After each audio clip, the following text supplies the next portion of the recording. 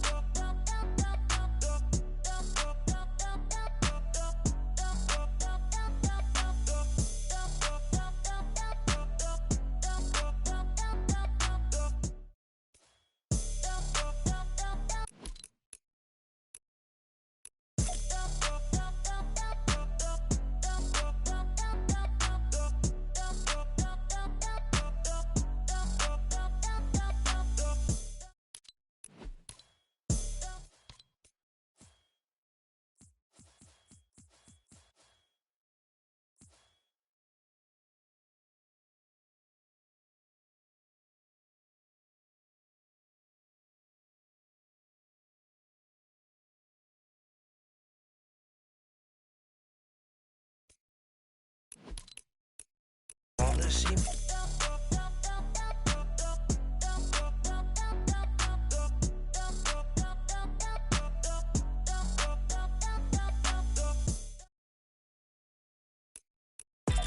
I got what you like, yeah.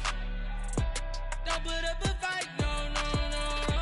Put you on the flight, yeah. Girl, you out of sight, yeah. I got right foot up, left foot slide, left foot up, right foot slide. They go right. Girl, you fly and ghetto with them brand new high heel stilettos. Smells like rose petals. Heard you a rock star, heavy metal. Well, I'm a pop star. Let's get together. Ice your neck up, change the weather.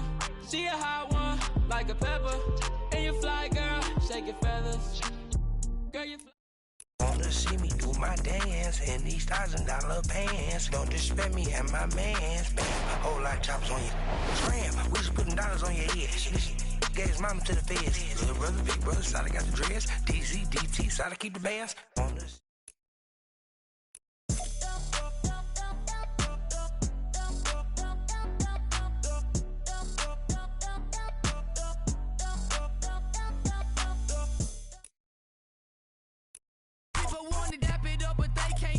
From it, I went to jail and snap it up. At least I had bum money. People wanna rock around me, trying to steal my lingo. Just make sure when you talk about me, you say you're doing this thing though. Yap it up.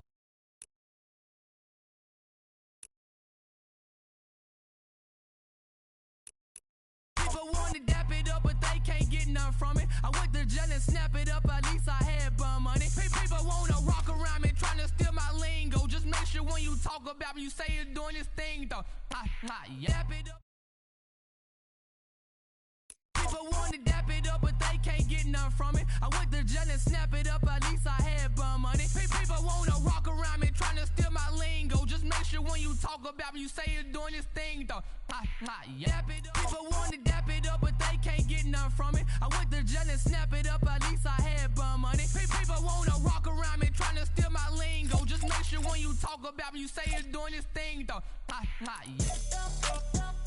People want to dap it up, but they can't get none from it. I went to jail and snap it up, at least I had bum money. People wanna walk around me trying to steal my lingo. Just make sure when you talk about me, you say you're doing this thing though. Ha ha, yeah. Dap it up.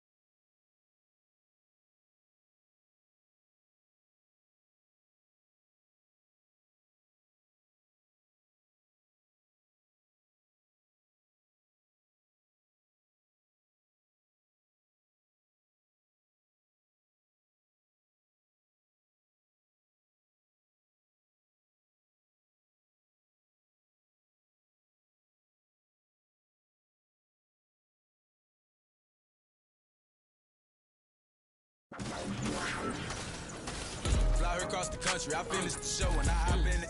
I got me a milli.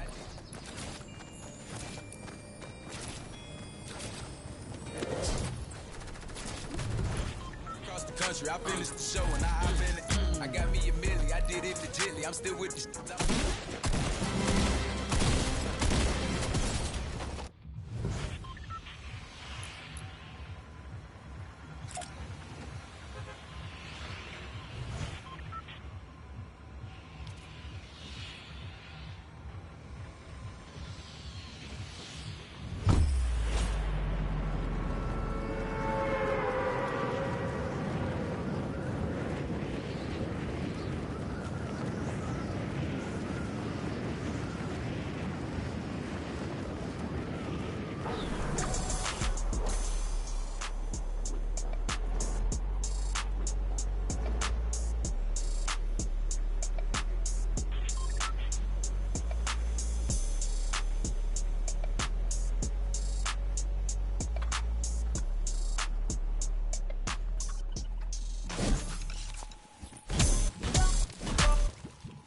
I needed some with some bop in. Let's go. I'm unorthodox than a muff.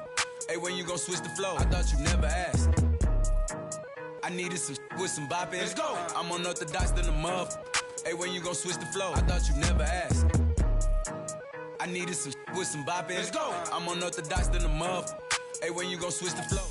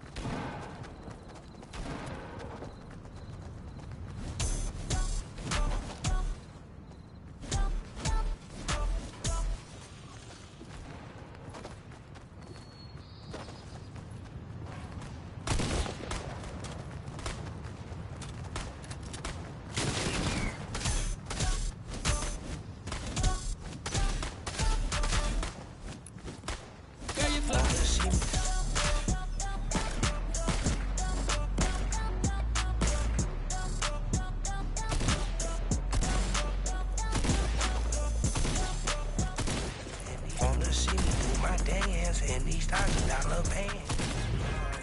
Pistol on my hip like I'm a cop. People wanna dab it up, but they can't get none from it. I went to jail and snap it up, at least I had fun money. People wanna rock around me.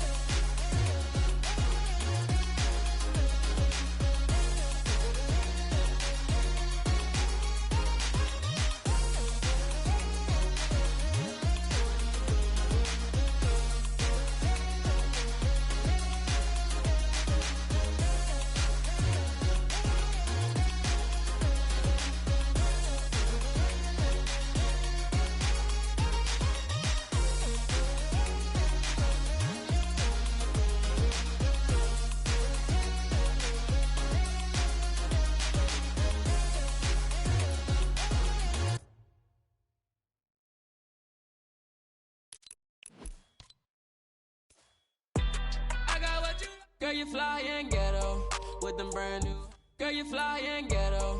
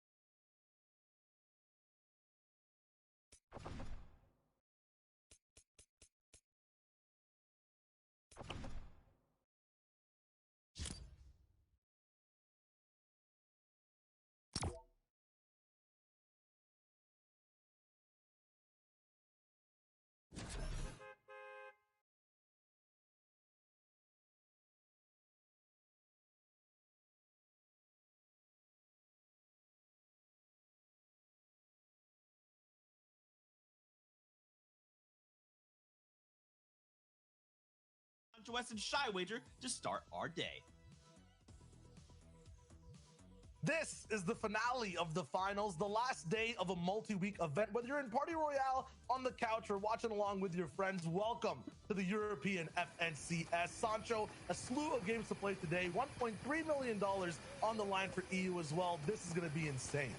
And don't you go anywhere, because the action is already kicking off with our #1 place team being contested at Steamy Stacks. We all saw this going down on social media. Will it be Wolfies actually here? No, it's actually Nexus Trio. This is what we're talking about. The adjustments are already happening in day 2 because $1 million+ are on the line and the championship is at stake. And here is our defending champions, and Chapek's already trading between High Crest. It is a deja vu moment, the sequel to the fireworks that we saw in day 1. Shio, it's already picking up, baby. It is the FNCS EU.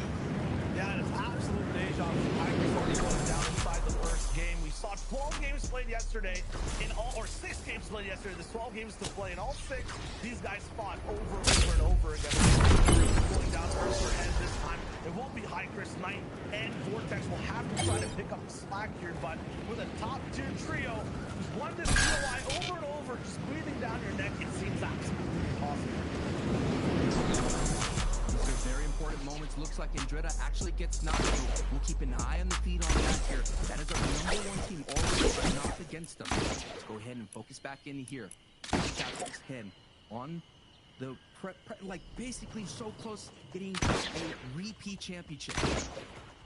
We'll put back and forth between those POIs. Now the fight's actually breaking down at Steamy Stack. Savage Refs Guard seem to have wiped Screwy and Nexus off the face of the Fortnite Island, just with a little bit of a consequence of Andretta getting knocked. It feels like Sancho just got a free buff points off spawn. There wasn't really any much contestation whatsoever. I think Savage might actually be looking for the rest of the squad for the moment. It might be slightly split, looking at how things are going so far, but with this loadout, there should be no problems at all for Savage to wrap things up.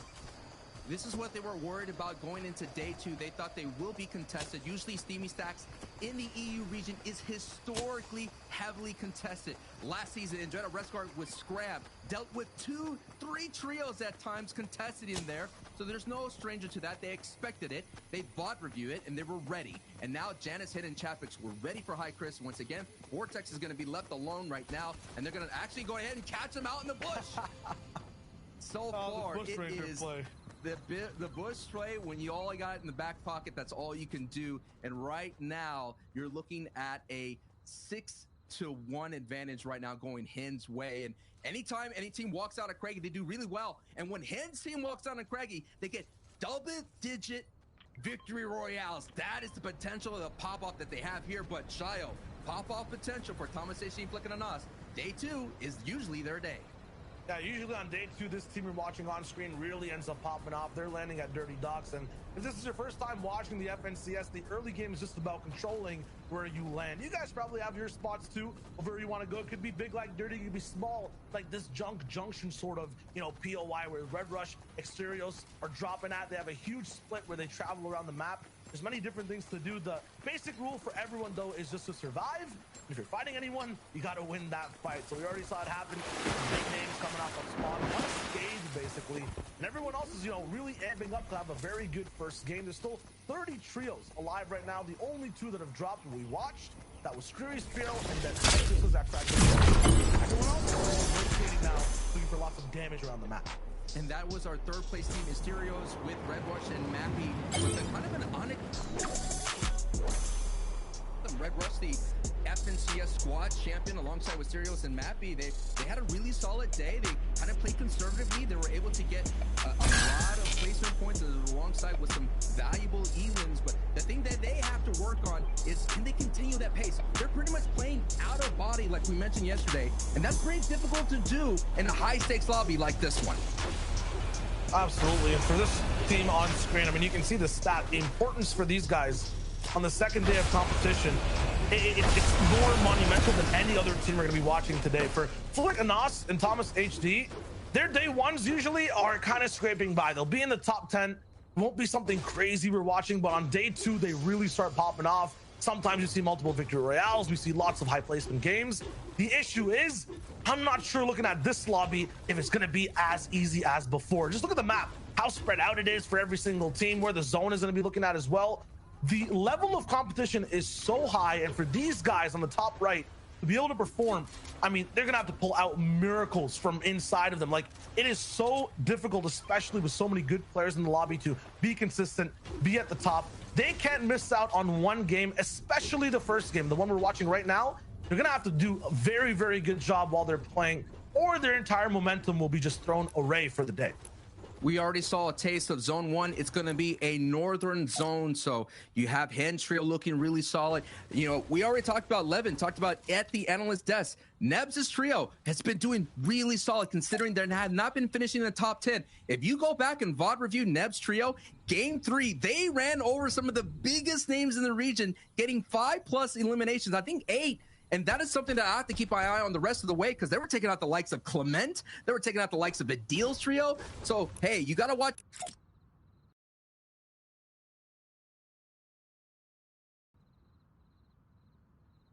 For Nebs, who kind of surprised everyone during the qualifier stage, being able to qualify out of Stealthy Stronghold. They're looking really good, already primed to have a fantastic day 2, just like in Dreda, Revsguard, and Savage. And yeah, I think you said it really good, Shio. Basically, so sometimes it's good to get contested, because now they could just go ahead and post up. You don't have to really worry about Storm Surge taking over height and just interrupting people. The crazy thing is, though, when there's no one to actually counter, they don't actually end up doing too much. They end up not having a game plan set in stone. So I hope they find a trio to kind of act off of, or they might be in trouble.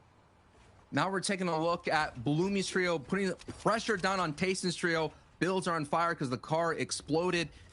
Bloomy's trio is kind of a trio that's coming from that west coast of Fort Crumpet. If you didn't watch yesterday, they've been doing solid work, considering they've been avoiding a lot of the kind of the scary trios coming out of that side of the map, and they did really well. They've been around the top 10.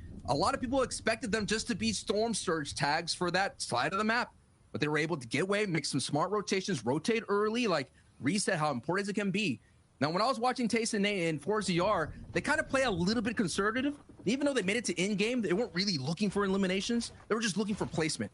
If they could match what we all know what they can with that elim firepower that they do have behind their trio, they can essentially move up the leaderboard a little bit faster rather than just staying kind of in the middle of the top pack. Yeah, Red Rush on their screen now.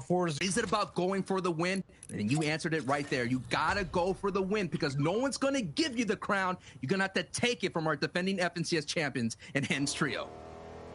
Sometimes, depending on the zone, you never know exactly. You know, the game can give you that win. Yesterday, we saw the craziest things towards the south side. When I'm looking at the middle of the map, though, all these consistent type trios who end up playing low ground, they end up winning out the games a little bit more. It's very difficult for height to do much. You get bounce back zones. They don't have that much room to end up getting eliminations. And eliminations are also a big, big wave and name of the game. Take these two trios for example, as well. Trulex, Squeezy on the bottom side, DKS, Gray, and Shakaz on top. Trulex, the guy on your screen right now, glorious, and no pun intended, at just playing these end games and having a position on height. These guys controlled the game yesterday so much from the 5th zone onwards, but then basically choked after that.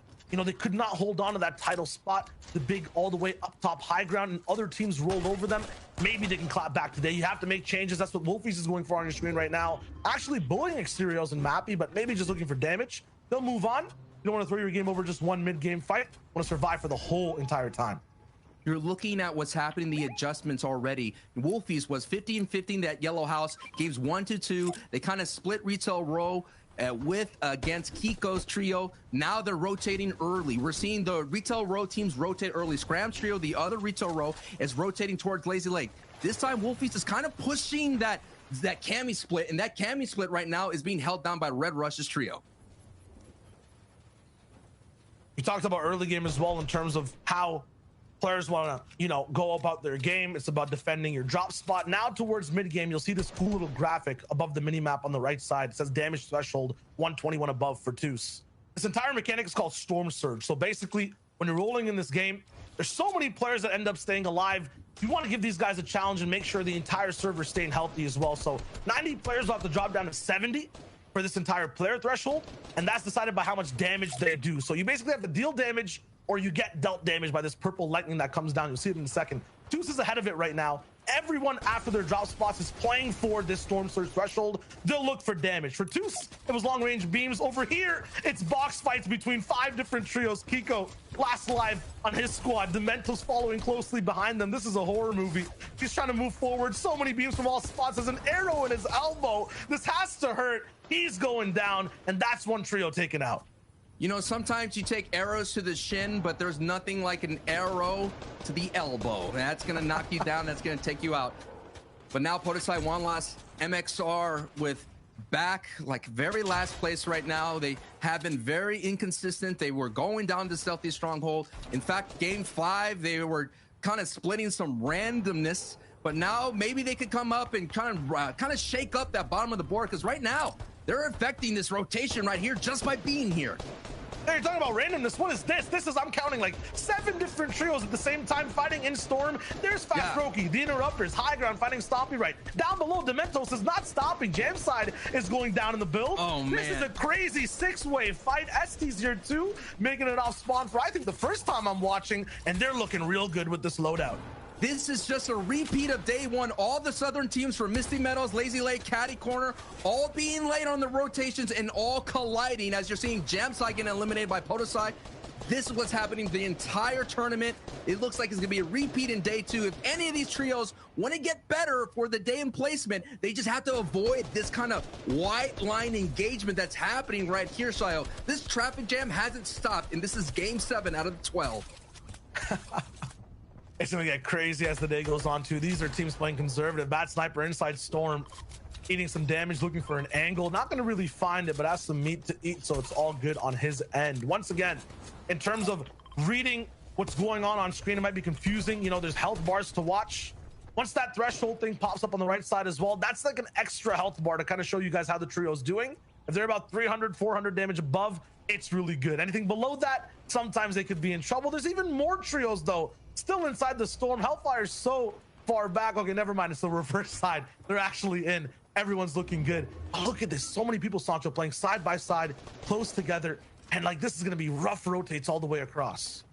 A very nightmare type of rotation if the zone keeps pulling north, but also a nightmare start for Red Rush, Asterios, and Mappy down already. Our 3rd place team is out. That gives room for 4CR, Tasted, and Nate to move up the board, and Queasy, Trulix, and Jerky right now. Like, you nailed it, man. They've been holding on to height. They will be at height.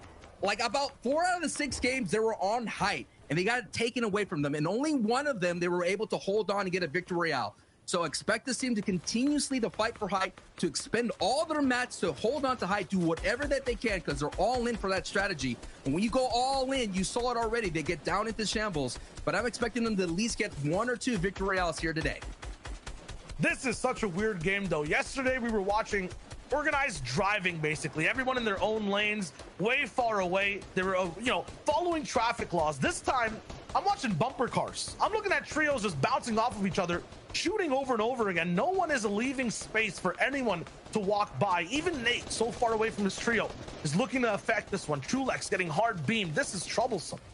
This is just what it means, how much eliminations are. 2 points apiece, Shio. Expect people to go for more elims, pick up some ground to catch up to the top of the leaderboard. Everyone's also just bunched up at the south side right now. There's a river all the way in between. Some elevation will be tricky to actually navigate. There is one big hill, and there are some kings on it. A god trio maybe who's watching, kind of an opposite lifeguard on this river. They're actually looking to take out people who might be drowning, and everyone's gonna have to start to swim in just a second. Jerky's already down, so Trulix and Queasy are already looking bad, and look at who they have to go by. Snazy, Andalex, Tuz Kiriachi, Shakel's up top. This is like playing a game on the hardest veteran difficulty, and you have no ammunition. Your movement speed is slower as well. I don't know how they're gonna get out of this one. This is going to be a ruthless rotation.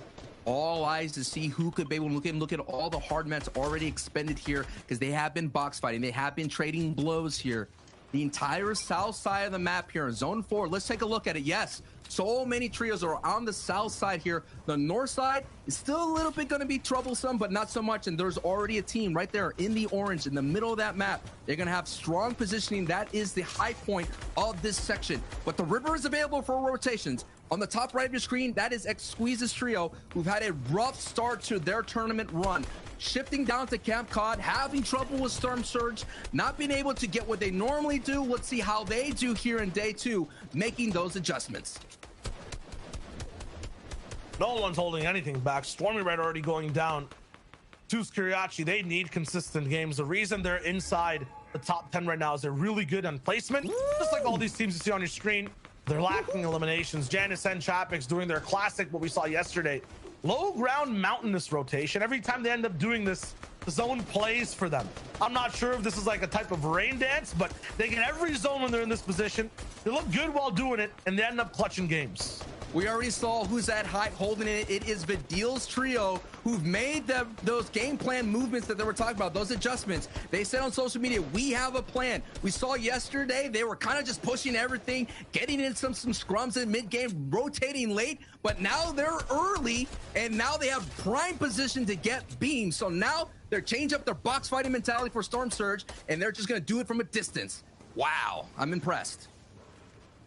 And they came through yesterday with a crazy win in the first game as well. 12 total eliminations. Looked really good. Are these guys hot starters, though? Because after that, it was just mistake after mistake. They fell down the board, and they're in 16th place now. They used to be first on the day, and they ended at 16th. If they could just chill out a bit, just don't use the NOS, don't use the the turbo, just kind of just ease off the gas just a little bit, coast, put that bad in close, and maybe they could just get on through. Because when they get to in game, they're dangerous. We have yet to see them perform in this tournament at in game. Jason 4ZR, Nate, similar type of circumstance. They just need to end up grabbing this game for themselves. I watched a lot of people rotating beside them. I'm still feeling a little bit of a survival vibe from this trio. They're not looking to be in a big spot to win the game currently, but at the same time, they have a max zone to rotate. So let's hold off on that for a second. Tayson getting tagged from the right side. There's even other trios rotating later than this. They have to move through a maze. They don't have a map. They're not sure what's going to be in front of them right here. It's going to be Wakey and Floki into Sipto setting a trap. Andalex uses the river and goes by fast. MXR one last Podicide. They're moving too. And right above them is Bad Sniper with Andretta as a solo player. Refsgard and Savage down. How did this happen? This is their first place team right now, cumulatively over the 7 games. I know it just says 7 points right there, but that's just for day 2. The first place team has 1 person left. If Andretta goes down, their team stops getting placement, they might drop out of first. All eyes are on Andretta for this end game, and there's so many people looking to take him out to try to grab the lead. Andretta has to go back at the time machine. He finished 24th in the World Cup solos, so he could kind of dip into the past, pull that rabbit out of the hat. Maybe there's some magic here, because his job is just all about getting placement as many points as possible before he gets lobbied. Oh no, this is trouble. This is the 3rd time I'm watching this happen. It happens. This happens, CS.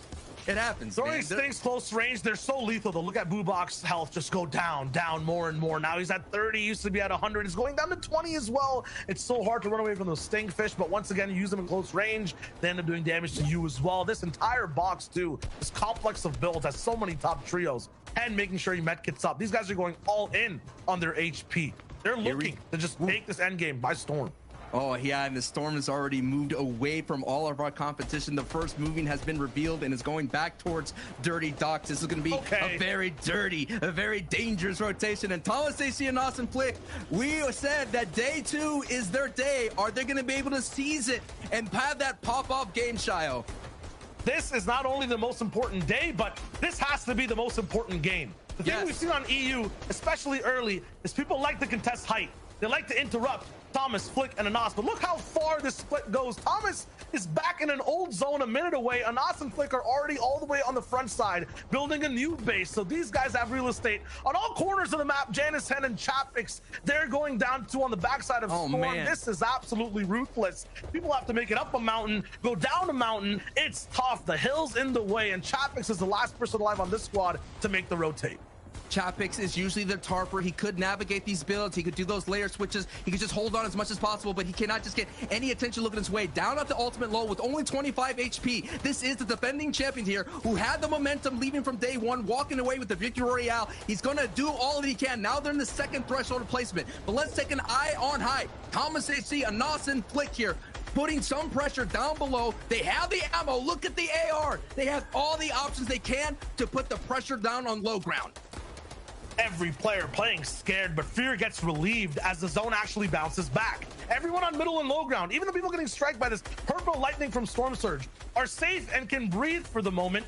Height will have to work overtime to try to break these builds and go for shots. Look how tough it is. Brick builds everywhere. Metal. Wow. Vidil, Noah Riley, they're surviving on low. They get to have a little bit of a break. Yeah, even Andretta's alive. The first place team has one player. He takes out Sun in mid-ground. Meanwhile, Thomas, Flick, and Anas are looking for anything right now. They only have 2 eliminations, Sancho. I've never seen them this, unaffected on the lobby. This is troublesome for them. They need to try to wrap up this game.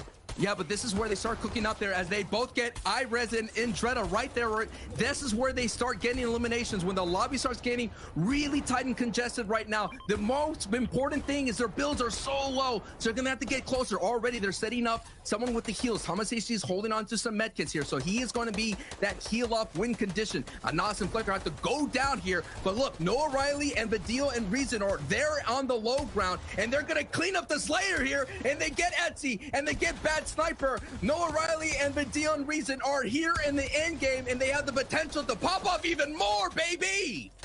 Low ground scrappy, high ground free. There's so many different types of scenes we're seeing so far in this game. One trio in the middle. Flick falls down, big fall damage. Noah Riley in his box. He's in a pit of Vipers, and there's no chances to survive. It's too venomous. Thomas HD and Anas have to do this as a duo. They've done it before, but at the same time, there's so many different players of high calibers down below. With the zone going towards their backyard, this is going to be the game that could be the signature game that I was talking about in day 1. They already almost had it, but Hen took that away from them. They're not going to let it go away here. Marvin with a phenomenal performance, the best performance they had today. Now this is where zone starts to get so hard for the low ground trios. It's so tricky. Everything's kind of just getting claustrophobic. The walls are closing in. The zone's pushing people next to a big mountain. One last gets taken out. There's no harpoon here. Yes, Anas only has 7 builds, but it might be enough to last just 50 seconds. They have to connect to this build. They're beaming down. It's lasers from the sky, and not even a planet could survive this pressure. Right now, Marvin, he's working around the build. Somehow everyone's escaped. Thomas is going for the beams when Anas finds the first. They're still staying up. It's a patient game. Reason last alive 2v1, and he could still do it. He has all the mats from the eliminated bodies below. We're going over a bridge. It's going to be a stalemate for about 30 seconds. If Anas and Thomas don't drop down, yeah, they're not going to. They're going to stay up, and Reason has some time to breathe. What does Reason have in his inventory if he has enough builds just to hold out here? Reason, they had the day 1 victory royale, game 1 popped off huge. If Reason could clutch it, no! Anas says not so fast. Big elbow jump, but Reason claps back. Reason still can't he get the siphon? He does! If he can find Thomas HT, Reason could have the clutch. Oh my goodness! What? What? Are you kidding me? Reason gets the victory royale! How, bro? How? Shio, are you kidding me? Are you Thomas kidding me? HD, 1 second off of the med kit all the way on high ground is what I basically see and how it looks like. Reason gets the siphon at the last millisecond of time as well, wins out the game. This man, not even a troll under a bridge, a goat under a bridge, clutches the unclutchable. Man, let's just go to the desk. Go to the desk. What the heck am I watching? This is just the first game. Wow, dude. Okay, listen. Reason got put in one of the most difficult situations you could be put in as a trio. You have one member left alive in those final few zones, and that member's thinking, okay, what do I have to do? Like, what at this point, is it placement? Is it elims? He's like, you know what? Let me just channel my Sprite energy and just roll up in there and get the victory royale, Reese. That's what I like to see. We cannot have tier 1 teams messing up medkit timings in the end game. We saw Thomas hit the zone, and then as he started to pop the medkit, you saw him start to move a little bit afterwards. He'd already messed up to start with. This is like a clinical play that we have to have locked down. We've seen a lot of this actually on NA East, and then messing up the timings of it. We're actually really yet to see that, and that definitely was a bit of a choke, which allowed Reason just absolutely to pop off. And you notice he was live as a solo for a long time as well. Huge props to Reason for clutching that, but they did win game 1 yesterday. Will they manage to keep the steam going? This is the story of last season's, champions, because you look at the last 2 teams there. This is the 3rd place team from last season versus the 2nd place team from last season. And if you actually remember back to last season, Reason had some phenomenal clutches back then as well. And he's back this season with just the clutch genes in his veins. How has he won a 1v2 against one of the best teams in the world? Like, just frame it like that, and you start to really understand how crazy what he just did is. And, we could be coming back in about 5 games and looking at that as being a defining moment in what turned their tournament around. That victory pushes them up the standings. Oh my goodness. Yeah, man. Even just being able to say, like, even if you just ended in 2nd place, it's like, wow, you clutched up so hard to at least hit 2nd. Nope. Let me just 1v2 this other trio. No problem. That's how we start the competition here on day number 2 of the finals. Now let's talk about drop spots. Reese, at the very beginning of the show, I asked you if anything would be changed up. Did anything get changed up? Minorly. Look, minor things changed up. Okay. But some things don't change there, Zeke, because you know what? If you ever watched Kiriachi's gameplay before, this team's been dropping here for a long time. But what's very important and very critical is the absolute sharpshooter eye that Kiriachi has. Look at this. Look at this. Look at this. Just storm me down instantly. That is insane. Look, we know what he can do with those kind of rifles in his hands. Similar things can be said in terms of Pizza Ardit for Strokey. These guys, day 1, we talked about how aggressive they were in terms of eliminations, how successful they were out of Misty. And to start off with, they were obviously known to be contested at Misty, but they've still remained fine. And it looks like they have the potential to maybe replicate what's happened yesterday, since it doesn't seem like they'll have too many problems there. Similar things could be said for Flickiness and Thomas. However, we just saw there at the end, it's all going to well having your drop spot uncontested. You can't win the crucial 2v1. What does it all mean? Regardless, though, you take a look at the standings and things don't look too different yet, considering that Hen's trio and Refscar's trio did sort of go down before those sort of closing moments. But even with that being said, you can see Flickiness and Thomas up there in 3rd place now. Forziar, Tayson, and Nate sitting in 4th. Queasy, Trulex, and Jerky sitting in 5th. You know what's funny, Reese, when I look at this? This is literally almost my top 5 prediction list, except for Hen, Janice, and Chapix. Like, all the teams we predicted to do well are performing right now. Absolutely, and this has just gone even closer. Apart from, let's be real, Hen, Janice, Chapix pulling away a little bit with their eliminations off spawn that they got. That's obviously a good few points. And no, Chapix clutched all the way up till 9th by himself there. So 2 moving zones he managed to make it through, which was really big for the team. That's why they've started to kind of take that lead a little bit. Again, Andrea managed to do a similar thing, clutching up all the way to 12th. So great performance from these guys. But again, Kiriachi's team, some of these other teams down that we kind of just mentioned, they're still middling, right? In that 7th till 8th and 9th.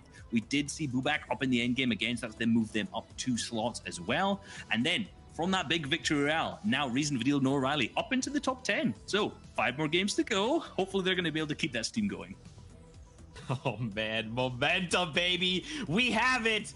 We have more games here waiting for us. A lot of these trios are looking to shut down this top 3 because remember, it's top 3 that will auto-qual going into Chapter 2 Season 7. But you know what time it is, Fortnite fam. We're getting right back aboard the battle bus. Make way, because Sancho West and Shywager are coming through. They're your casters for the game once again. Let's kick it back their way. Game number 2 of day number 2, and I'm not even still over that first one, Sancho. If that's how things are going to go today, I am not ready. I think that's how it's going to go today. It's going to go down to the last moment. We saw last season, it went down to the final game, the final rotations, the final moments. Our top 3 was still up, and this is the defending champions once again, who are essentially getting 6 points out of this engagement. If they could keep up that pace, and Chapek's getting that 9th place finish, they have an opportunity to just barely outpace Indretta's trio, who's been going really conservative. If you take a look at after Indretta's victory royale, that trio basically just kind of averaged out the rest of the way. Low elims, decent placement, and if that continues to happen here in day 2, I think we'll see a back-to-back championship. I'm liking how you mentioned the fact that they're getting, these elims off spawn for free, basically. They're the only team to have multiple double-digit elims from yesterday, the 10+. So, a big factor of that is these 3 elims off spawn that they're getting the chance to get every game and have, as you said, 6-1 so far right now. Like, they're looking real good off spawn. At the moment, it's a little bit more, conservative approaching this fight. We see Knight, Vortex, and Hycris. I think they got the bunker chest. They have a lot of power off this POI, but Chapek's and Janus have a wide split. They had so many, a lot of access to so many chests. Hycris on the backside now. He's trying to look to go and engage on this trio, but at the same time, they have so many shields to pop and extras to hold on to too. They will win this war, but it's about that first battle as well. If they go down early, if one person gets picked, I think that's the only way Hycris really has a chance here. Correct, and that has happened, and we've seen clutches between Janus and Chapek's able to pick up the pace after Hintz getting knocked. I'm calling it already, though. Just looking at the state of Vortex's shields, it's too late. If elims needed to happen, it needed to happen now. Is Chapek's actually going for this? I mean, he's feeling himself. The bow and arrow close range, but not going to be able to hit that type of shot. Hycris and Vortex are just desperate right now over these builds. They're looking for anything. They need one big shot, but even then, look at the minis in Chapek's inventory. He has so many to delay this fight. Mats are the only thing. They have 5. They've made so much investment into making this big bridge, underground base, and goes back into another house. Chapek's follows. Vortex has no idea where he is. They're refarming again. The big thing that Hycris' trio is holding on to is they did have a top 10 finish with about 7 or 8 elims. So they understand that if they're able to walk away, they'll be able to have a big game themselves. And look at the trick that Janus, Hen, and Chapek's have done at this POI. They basically forced Vortex, Knight, and Hycris to go over to this left side. They used to have so much control. Janus staying back a little bit now has a chance for a big flank to actually corner these guys. They had complete control of the POI. Janus is going up, fighting 2 people by himself. It's Knight and Vortex. Chapek's has to peek from down below. 5 builds left on Janus as well. He's going to try to run away, farm what he can as he moves inside a building. Yes, that's where you have the most protection. He's going to play sneaky like. While he attracts all the attention, this makes room for Chapek's and Hen on the other side to go all the way up. This is a back and forth, and it looks like they have the reads on Hycris' trio. It really doesn't matter what weapons are in the inventory. Gray makeshift shotgun get the job done. So you see that green makeshift normally in anyone else's hands, you'd be like worried, but look at it. It's going to be fine. They're setting up. Shy, break this down for us. Yeah, right now, too, it's not only a war of HP and loadouts, it's a war of resources. While Janus, I believe, was on the backside and used all his mats as a solo, when Hycris, Vortex, and Knight wanted to respond to him, all 3 of them had to use their mats to catch up. So they basically, look how many ramps are invested over here from all 3 players. They're losing this war on resources. Only Janus has basically used his mats right here. Chapek's and Hen have been just farming up the whole time. We'll see how that goes. It looks like cerebrally it's going to be Janus' team that's winning right now. At Steamy Stacks, Andretta, Savage, Refsguard, they had their early game fight. Slender got taken out immediately from what I saw over there. It'll be free for those guys to keep moving on. Right now, it just looks like Knight is confused. I'm not sure if he knows exactly where these guys are. Janus was out of builds. Now he's almost up to back to 200-300. It's about these resources. Just keep watching them. They have so many to farm down here. And Knight up top, he can't drop down to farm. As soon as they drop the farm, Janus will hear that. They'll go back up. Their position is so strong right now. this is a great defensive stance. In the previous engagements, when I looked at the VOD, they have the potential to flank. Hen really went all the way towards Pristine Point, almost, it felt like. He went that way, looped back around, and got some big beams in the back. So this is not an engagement that's going to be over just yet. You already mentioned Retail Row already having issues. We saw as well Weeping Woods, Save It going down in the feed. That's been a battle that's been going back and forth the entire time, with Save It having the upper advantage, but momentum is going to be the big factor going forward. Yeah, and why is this happening? Why is it different from before? You know, the last game we saw Janison and Chapix go for an immediate fight, and it was scrappy.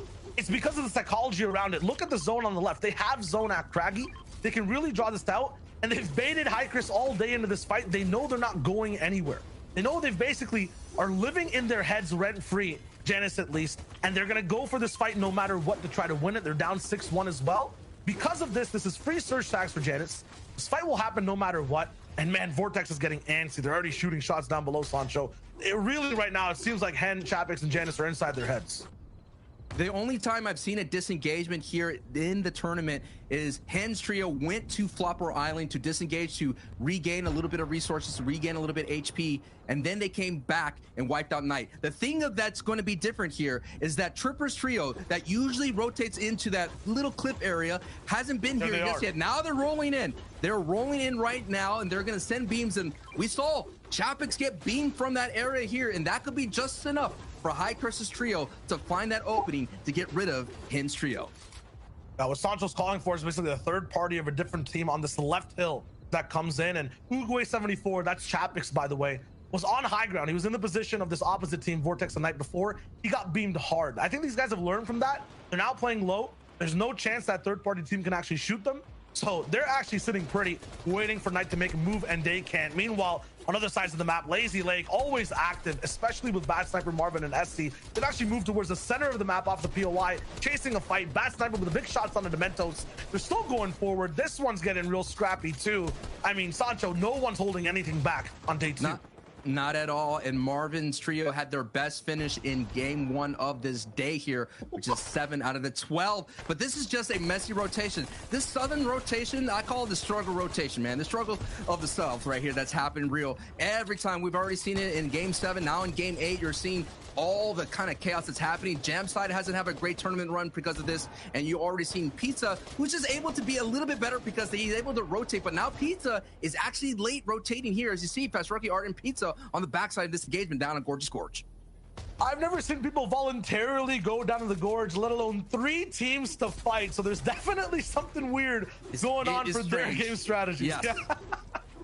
I mean, you know, what ends up happening in the EU is they stopped saying, you know what, I'm done doing long-range Storm Surge tags. I want a box fight. It happened last season. They get up in people's faces. The more confidence is happening, it's like, we could beat these guys. I could hear Levin saying it in my voice.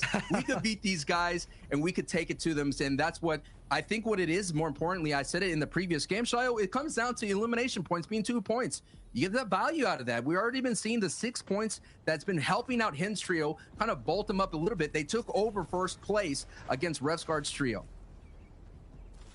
Wow, this is a stalemate. It's that gorge is looking anything but gorgeous right now with all those teams in there and all the builds. While that happens, gorge. 4ZR, Nate, and Tayson, they've almost even taken height over Percival. Actually, a misstep. Percival goes down, Tayson misses a ramp, and now he has high ground. That was too easy. And now he's on the chase down. Percival shaking in his boots, getting absolutely beast controlled. This is about to drop him in the box too. He's missing edits. What's going on here? All the way around, he has an infantry rifle. That's not good close range.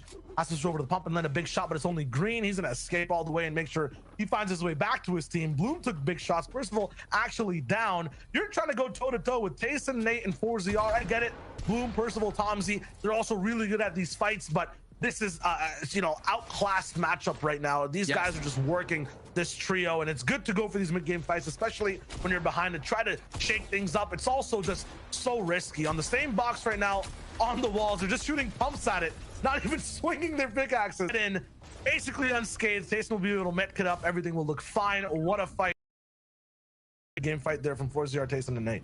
It looks like Bloomy's luck has run out of that trio. They've been avoiding that engagement down on the West Coast. They were always worried that they'd be taken out. That's what happens with the Sweaty Sands teams. But it looks like Tayson's trio is taking that engagement a little bit further. We've been seeing Bloomy and Tayson's trio all tournament long been competing for Central Zone and colliding. And right now, Tayson coming up top, who is trying to get a third FNCS championship. Now let's focus in here on Noah Riley. Reasons trio won game 1 of day 2 as well as last season. So we're seeing that they're creatures of habits. And now the changes, you're seeing the changes. They're actually boxed up looking for Stormsurge tags in the distance. They're not moving. They're not in the car. They're not hunting. They decided to become more of a, I guess one of those like little spiders that chill in those underground traps, right? They're just waiting for people to walk on by to get some tags.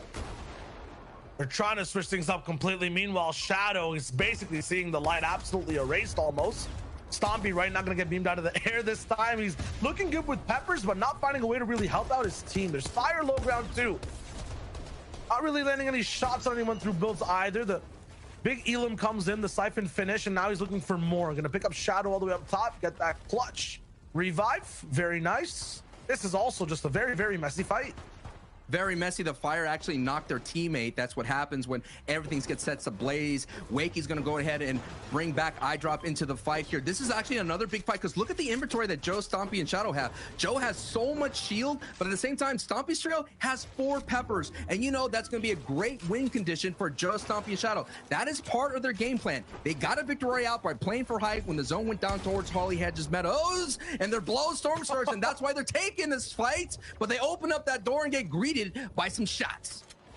Dangerous for Joe. This man is a walking llama right now. If he gets taken out, like, golden tactical shotgun, you're talking about the bigs. He has so many.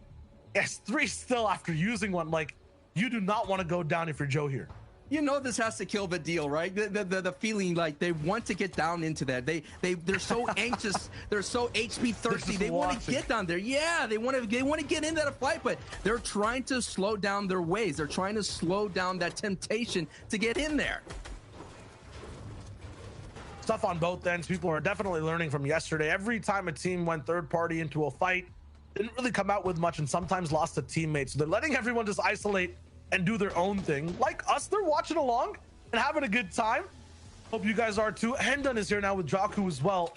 Crazy solo performances from Endon all across the season, and now he's looking to get into this fight close and personal as well. Some teams are still on that classic game plan of invade boxes, look for these aggressive tags, and most of them are also lower on the leaderboard. You were talking about it, Sancho. Elims are a dope way to make up, some of the mistakes from yesterday, but at the same time, going for Elims, even in this spot, is so risky. Now we're taking a look at the rest of the board here as a Squeeze is being pressured by Kirachi here, and look at Stacey. They're nowhere to be found. They've been not having this tournament run that we've all expected them this entire season. Has been just a more like a hide, or was it a Jekyll, situation for them. They're just not the same French trio that we saw last season, the previous season before that. And two is Kirachi. They have an opportunity to close out that chapter here and lobby that trio. I'm just flabbergasted, sir. Flabbergasted. Red Rush Exteriors Mappy coming through the first game, not that consistent, just 2 points in total on the day. They got to look to actually just, make things up. When these center zones, I feel like that's where they struggle the most. It's so hard to stay invisible, be passive, go for beams. They're fighting Flois on the same box right now, but not going to really find much. He's going to build all the way up towards Kaiser. Down a teammate. Meanwhile, now this entire server is just devolving into box fights left and right. Even your former first place trio is fighting your current first place trio. Hengen is Tapix, and 2 of them are down. These guys are leading the leaderboard over the cumulative 2 days, and their chances of getting points this game are running out. Flames ablaze around Chapix, and he's taking ticks over and over. There's nowhere for him to hide. Shots on all sides. Every single bullet you see go by is trouble for him. His builds are still burning. Chapix, be careful. Flick's on the other side, low HP too. He's walking through flames, not even affected. What is this? Through the fire, and I don't think he's going to have a 9th place finish. No way. Not this game, considering that you have Indretta here that's trying to take that first place spot. You have Lanouf as well. This is the team that kind of lands at risky reels. And look at that. Storm starts going down, and Thomas HD gets taken out. And Nas is left by himself. And Indretta is now pushing Slicks. And Lanouf is just trying to back up his teammate here, and Anas is in a big shambles situation here. Storm Surge still ticking through, and Savage is going to look to clean that Takes up. him out. Takes it up and cleans it up. Now he's going to boost forward towards Chapix, and maybe Storm Surge is turned off. Maybe Chapix could breathe just a moment. Yes, he could breathe for a moment. Yeah. Nas Thomas and Flick, they were the last team that had basically, you know, no surge tags whatsoever, no damage dealt on the map. That lightning was just striking them over and over. It took down Flick first. Thomas went away second, and Nas could still not find any damage and goes down as the last player for the threshold. Aloof 6 and Marine is not going to be here, looking to also go across. And Dreda is just shooting them with stink bows. No, that's actually another trio from the left side. Lanoof's having so much trouble moving in. Savage tries to relieve a little bit of pressure off from him because they're getting shot too. This is so tricky, and Zone is still moving. Savage's weapon of choice in this tournament has been the stink bow. When I VOD reviewed, they would get into a little bit of the Storm Surge. They would get like a couple spaces in and turn and just rain down stink bows. He was basically crop dusting the entire lobby, man. It was just stinky. He was getting a lot of 5 HP tags all over the place.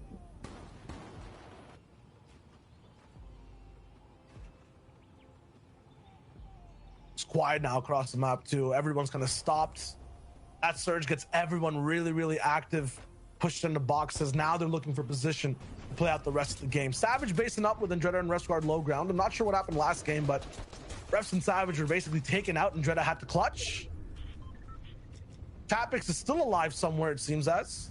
Hasn't gone down, might even have the reboot cards. It's gonna be tough to revive everyone right here. The zone pulls left again, so Savage, Refsguard, and Andretta, it's just a pit stop on this road trip. They're not done yet. What is done is Chapix taking out by the Storm. So now first place is out. That's going to be an opportunity for Resguard and Dreda and Savage to move up. Also third place, Flick Anas and Thomas Yeshi we saw in the previous engagement taken out. Let's take a peek at Zone 4. It's going to be a battle at Risky Reels. And we've already seen some fireworks. We've already seen blockbuster hits already in this tournament run. I'm expecting another summer blockbuster hit here for Game 8.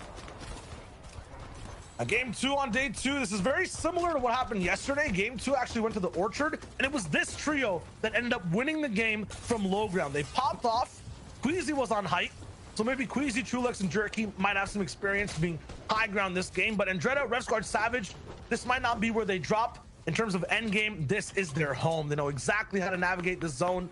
They're used to the roads, used to the rivers. They take everything to their advantage and make the space. Height, though, it's not Trulex this time just yet. Nate, Tayson, and 4ZR are looking to have some control of the game. 4ZR, Nate, and Tayson, 3 eliminations right now. They're another team that they can move up their leaderboard as well. In 4th place, one of those teams we've talked about, conservative play. Just get into the end game, just trying to get positioning, not taking too aggressive box fights. We all know that Tayson and 4ZR and Nate, they're on the road to redemption. Tayson decided to switch out his teammates. He wanted a more serious trio mates in this back, someone who's going to grind with them. We're seeing the fruits of their labor right now, getting within striking distance of a championship. Nate, 4ZR last season, of course, on the road for redemption, didn't really make it into the grand finals. We know that their finals is all about that. We thought they would be there. They weren't there. So this is going to be an opportunity, a chance to kind of turn their fate and let everybody know that they still got it. Definitely the most improved trio of the entire season. They're still looking for shots. They're not exactly in zone all the way just yet, at least not that half of the base. Gonna be praying and hoping that it pulls their way, but we'll have chances to move no matter what happens. Wakey down below, there's trouble inside a little bit of those lower tier boxes, lower ground bases. People are going down left and right. Exterio's taken out. Alpha having trouble, and then taken out by Noah Riley as well. These guys are popping, but there's so many angles they have to cover. I'm surprised. Stacey brought back his teammates. Stacey brought back that team. And wasn't he all by himself? Like, weren't they just being pressured by Kirachi?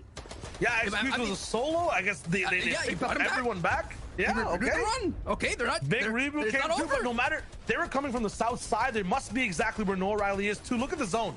This is a huge rotation, and builds are burning at the same time. You cannot cross that ground. Noah Riley will have to go around. And Alexis Sweet Stacey, yeah, I guess the reboot came through in the Spire or Boney Burst. Yeah, they'll actually end up playing out the full game. That's clutch from X Squeeze. Meanwhile, near the river, this is where patience is tested. Safik and Siberia haven't moved just yet, and they have the longest and toughest rotation with a team beside them. They've been coming from Coral Castle, and for them to actually finish day one in around 15th place is already a feat in itself. They solved the puzzle of Coral Castle. For the longest time in the FNCS, no trio has really found success. They found some success. Just to paint a picture, last season, Kenzel, alongside with Waking Deceptos, finished in 30th place coming out of here. If Sapphic and Siberia could finish as a duo, that would be a great run, but look already what's happening. Noah, Riley, and Reason and the Deal have become a hype team. They stopped buzzsawing the lobby, and now they're flying high in the sky. You're telling me Noah Riley, Vidil, and Reason I would never heard over 8 hours after sleeping learned patience? That's insane. That's a they really want to win. They want to come back. Remember, Sancho, first and then down to 16th after 6 games. They're trying to climb their way back up. They're 10th place right now on the cumulative leaderboard. They're looking to rise higher and higher. Here is who is in their way: Trulex, Squeezy, and Jerky. They're uncomfortable right now. They're itchy. They're not used to being second height. They like being the highest in the lobby, and it looks like they have a little bit of advantage on zone. Just like yesterday in game 2, this team took control of height. They tried to pop off. They could not clinch the game. This time, they'll try to do it once again, but they have an entire Titan to take down. It's not free for them. They have to get through Noah Riley, Vidil, and Reason. Going to be able to handle this. Trulix does have a pepper here. Are they going to go ahead there, look for the chop? We've seen Trulix's trio get chopped before in a phenomenal way by the Deals trio themselves. In game 1, they chopped them out, and they were able to take height and the Victory Royale. So they're clashing again. Just look at this run, Child. Oh, Reason! I think he got hit by a bow from Trulex. They're screwing from the backside. There's so many teams moving over. This is huge for Trulex if he goes up. Yep, 173 damage above. It must have been a big shot, but they're still fighting. Queasy all the way up top. Meets over to Trulex. Look at how much this costs, Sancho. No shields in Trulex's inventory. Two of the teammates took 100 damage, and now they have height. A deja vu of day 1. Can they actually end up finishing the game, though? They need the resources to hold on. Day 1, they couldn't hold on to height at all. They kept losing it here around zone 7. So they have to keep an eye on the backside. Let's see who's second from height. They actually have Andalix and Snazy, but they already lost a trio mate. So I don't know if they're going to take it here. So that focus has to be down on the low ground. Savage and Dreda, Refsguard, they have an opportunity to get the Victory Royale. The question is, they're down the soft mat. So if they can find an impact refresher, get that frag, get back some builds and hard mats, they can walk away with their game 2 Victory Royale again. Ooh, what a risky rotate. They go all the way in. No builds whatsoever. Here's the refresh opportunity. Big shots from Savage. It's huge. They do get one body. Fully eliminated. The mats are back in the inventory. Savage, though, has none. Can't build any ramps. Can't do anything. Can't defend himself. Twos with the shots. He actually dodges them left and right. Savage is rolling, and Refsguard finds him. They're both going to be together. Refsguard must have the builds. They're in old mats. It's looking good. Payson down in the feed. Savage, Refsguard, and Dreda. They're at home, right? This is their zone. They can win this game, but they need materials. The materials are running low, but at height as well, the materials are running out. And Dreda's trio is in second place. 4ZR and Tayson in 4th place. They're making the way, but look, their materials is running low as well. Pressure coming from height, pushes them down to the low ground. And it's a very dangerous layer to be on. 4ZR with 3 eliminations, 12 HP, knocks Mr. Savage, stops that trio right in their tracks. 4ZR on the track for redemption here, is barely alive, and is going to have to go to the medkit play and hopefully catch someone else on the backside of the storm. Does he have it down to 2 HP? And yes, he picks it up. A stop sign on the highway of low ground. 4ZR keeps his chances alive in this game. Trulex, Jerky, and Queasy, though, on height. They're still alive, and they're looking real good. They might not have too many materials, but they have a chance to do a lot of pressure down. It's somewhat of a bounce back zone, so they don't need to do too much over here. A chance for a breather. Their Elam's looking good, 2-5 so far. Floki, though, is still on low ground. A very dangerous trio to go head-to-head with in the end game. Hadi alive, sniped down by Lanoof. So many different teams down below that are so good at these high-pressure situations. Trulex, Squeezy, and Jerky have a big task ahead of them, and another misthink that might cost them a lot in the end game.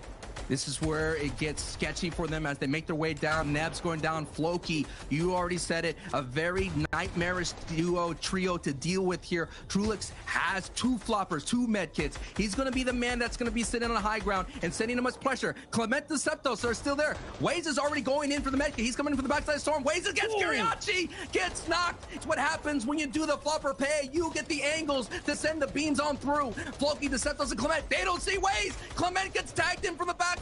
Clement has to play some defense. Clement hold on, and Clement responds with the elimination.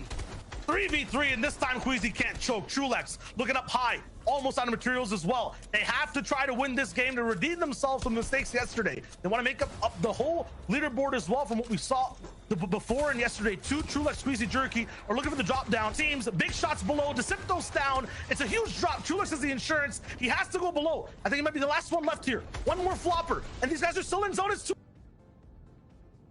I know they probably look at the VODs and see like, yeah, man, we had hype this many times. If we just clean up a couple of things, we just hold on, we get a couple, be a little bit more aggressive, get some elims, stomp out the low ground, we could win more games. And they just got their first victory out here in day 2, Shayo. Yeah, but for ZR, so many low ground teams going down to that zone, it's uncharacteristic. That was a very, very tough game. We have to toss it back to the desk to break it down and show us what we missed. Okay, all right, Queasy, Trulex, Jerky, High Ground Kings. You know, if you ever look high ground, if there's a team up there, it's them. That's it. It's gonna be them forever. Boys, fantastic second game on. Casters kind of set this up. They're looking for that redemption arc, right? They're like, yesterday, I don't even care about yesterday. Today, we're gonna show up big. Yeah, and I think like that storyline is so true for indeed Reason Vidil No Riley as well, right? You got to think winning that first game early in that 5th zone, they committed so much to it, but again, it ended up being a little bit too much because Queasy, their team is so. We've seen this all through yesterday. I'm trying to think if there was a game where they haven't been on height ever in the history of them playing tournaments at this point. Yeah, literally the whole day of yesterday, it was literally like, how's the weather down there, boys? You know, it was them up above time and time again, but they weren't able to convert it into.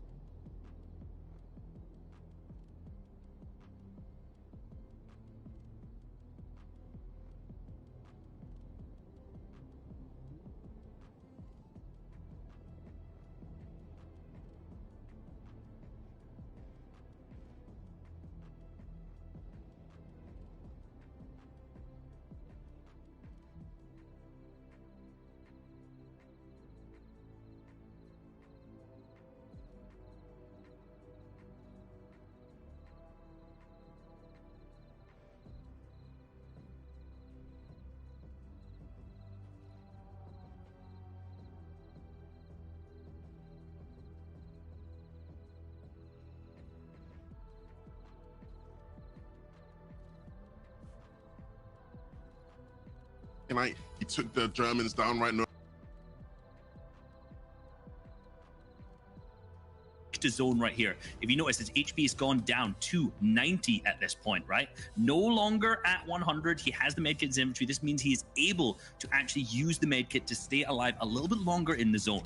So notice he keeps going forward, but this is where a fatal mistake comes out, right? Next thing, you notice, again, after harvesting that, 2 builds. 2 builds remaining only. So this is also why Anas has to drop down, because he has absolutely 0 here. So he uses those 2 builds right here, and notice the positioning. He's at the back rather than being at the front here. Will this allow Reason on low ground not to be able to see him? But the issue is he's too close to the edge of the zone down at the bottom here, which means when he starts popping his medkit, I mean, we all saw how unfortunately it ended up going for him. So now moving down to Reason's perspective on low ground, this is a thing of beauty. This is what we love to see from a fighter like this.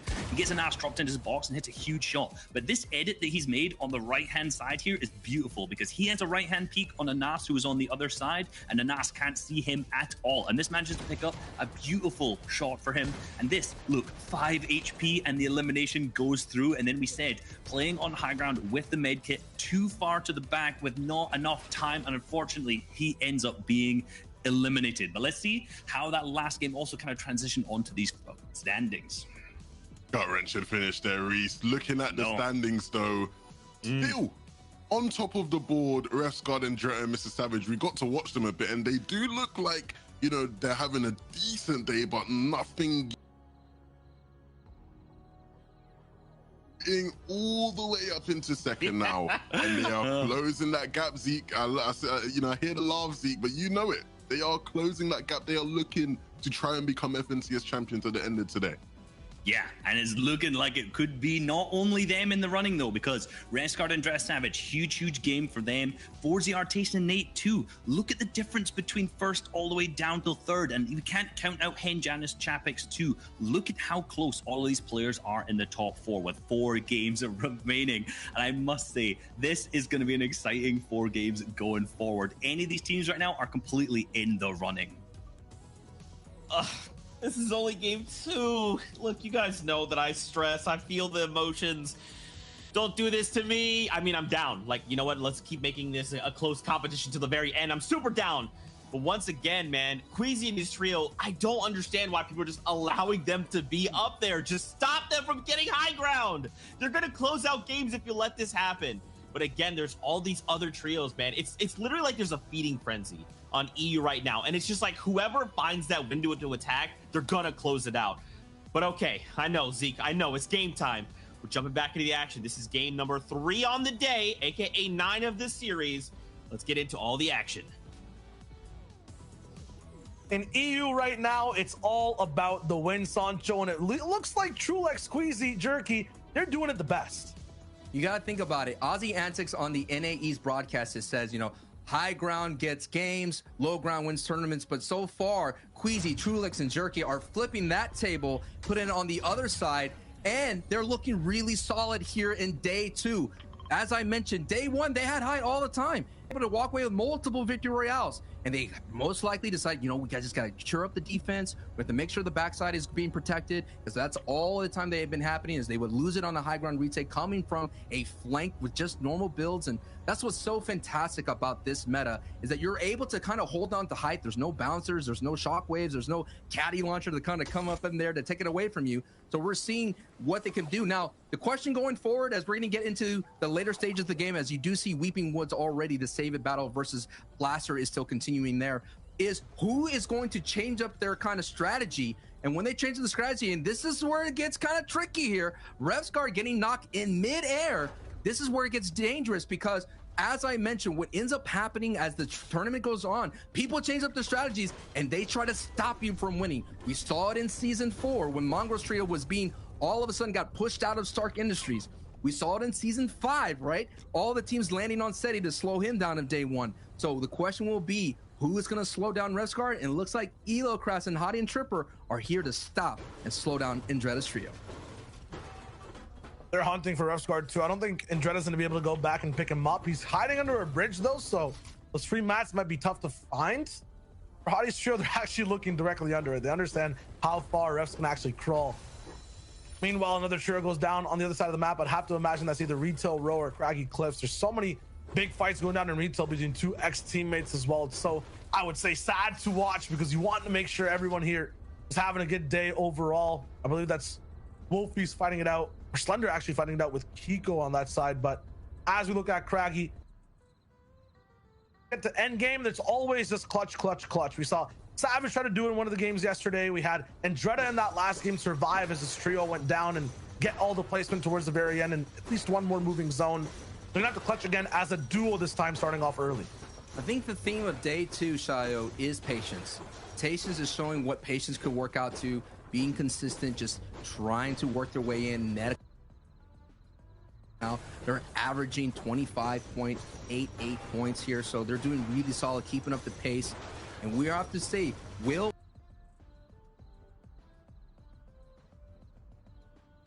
the screen, will that patience hold on? It's going to be tested every time they see a box fight, every time they see anyone rotating out in the open. That is going to be like, do we box dive in? Do we go back to our old ways? Because, you know, habits are hard to break. You know what they say? It says it takes 2 weeks to form a habit. Maybe here in the Fortnite world it takes about 3 games. Maybe that's your new habit for the rest of the way. It might be. I feel like the habits formed in this game are also centered around emotions. Like when it comes to this trio, they're looking real good so far. Meanwhile, though, Craggy Cliffs, it looks like completely. But, you know, we're talking about emotions. They have to be emotional after that one. They're slowly falling behind these 3 teams, Jerky, Tayson, and Savage, game after game. They've now gone all the way down to 4th place. Used to be up top near 1st. Yeah, absolutely. Vortex Knight. I don't see Hikers just yet. That might have been the cost of the fight. are going to be here surviving for this game and inhibiting Chapix and Janice from getting any points. The mental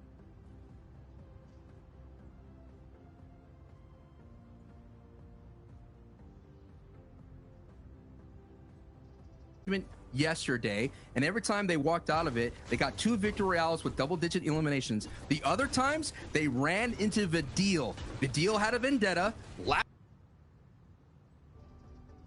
and that's what it all came down to last season. We're getting closer and closer to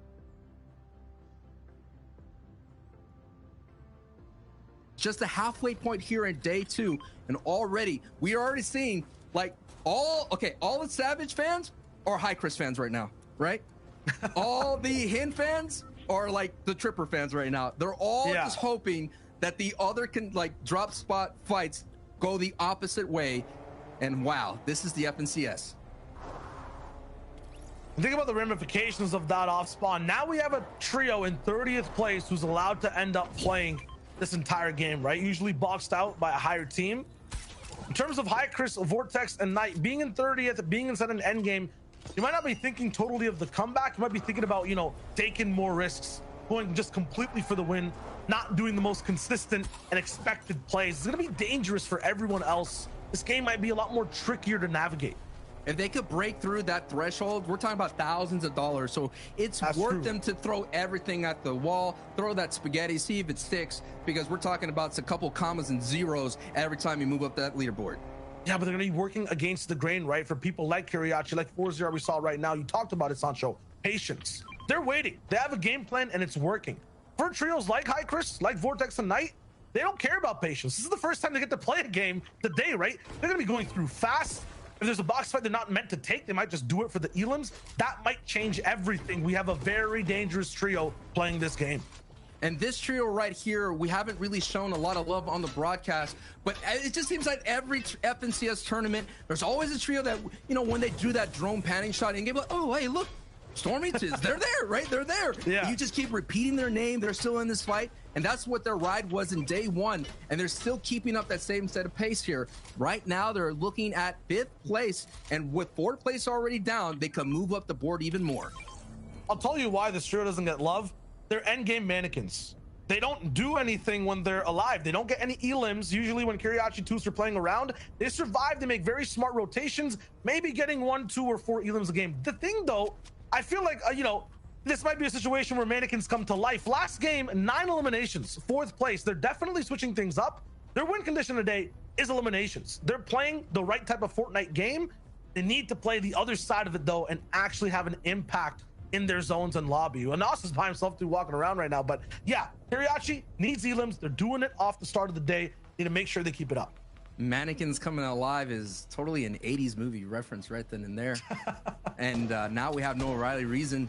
And I thought this trio would be able to push out to coast. I thought they would go back into being more aggressive, being more that ruthless trio, you know, taking out those legions of players. But I don't know who is this team? Like, I want to know who is this team. I'll tell you what I was talking about. Emotional really good, and they're happy when they're pushing teams and it works out. When that doesn't happen, you start to get negative emotion. So very emotional team. What they're doing is making them very, very happy. They know it's working. They're getting points. They're going to keep doing it.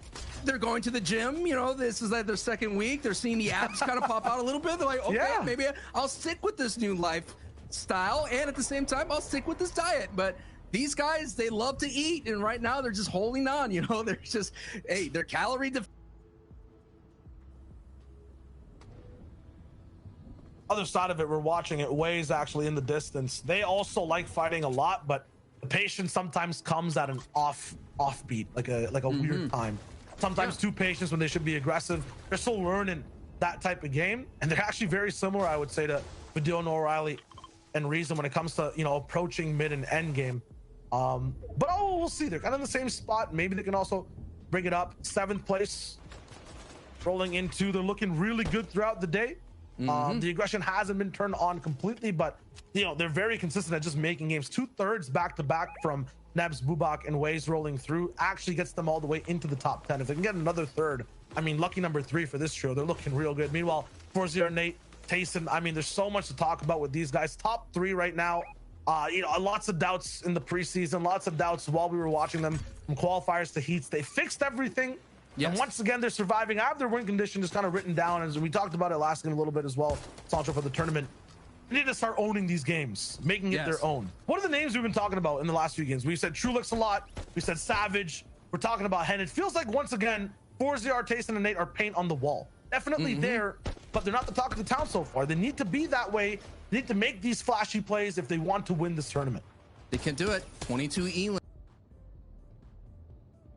in there. Mappy, Red Rush, Asterios, not kind of having the same success that they had in the previous day. Slowly slipping out of the top 3, and right now coming in 8th, Shio. It's just right now their style is a center.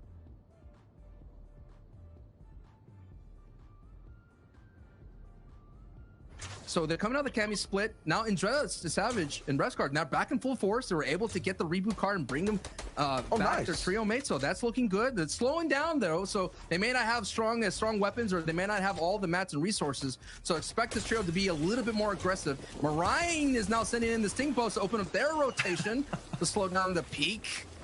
And so what you gotta do, man, you gotta send in those stink bows just to open up a little bit. That's gonna give the signal for Refsguard and Jordan Savage to rotate through to Lazy Lake, which has been a battleground in this tournament. These guys have to have extra health or something. They survive so many crazy situations. Refsguard going down off spawn. They have to travel to get the reboot. They do it in enough time and then have a chance to actually have some type of loadout. You're right, Sancho, it's kind of weak, but what does this mean for Refsguard being rebooted? This trio allowed to play this game. They're in first, Sancho, right? With them alive, full forces. This means Queasy, Trulex, and alive. Same thing for 4ZR, Nate, and Tayson. They'll have a tough time if Savage is alive. It might even look like Trulex, Queasy, and Jerky might not stay this way the entire game. Snazy's here.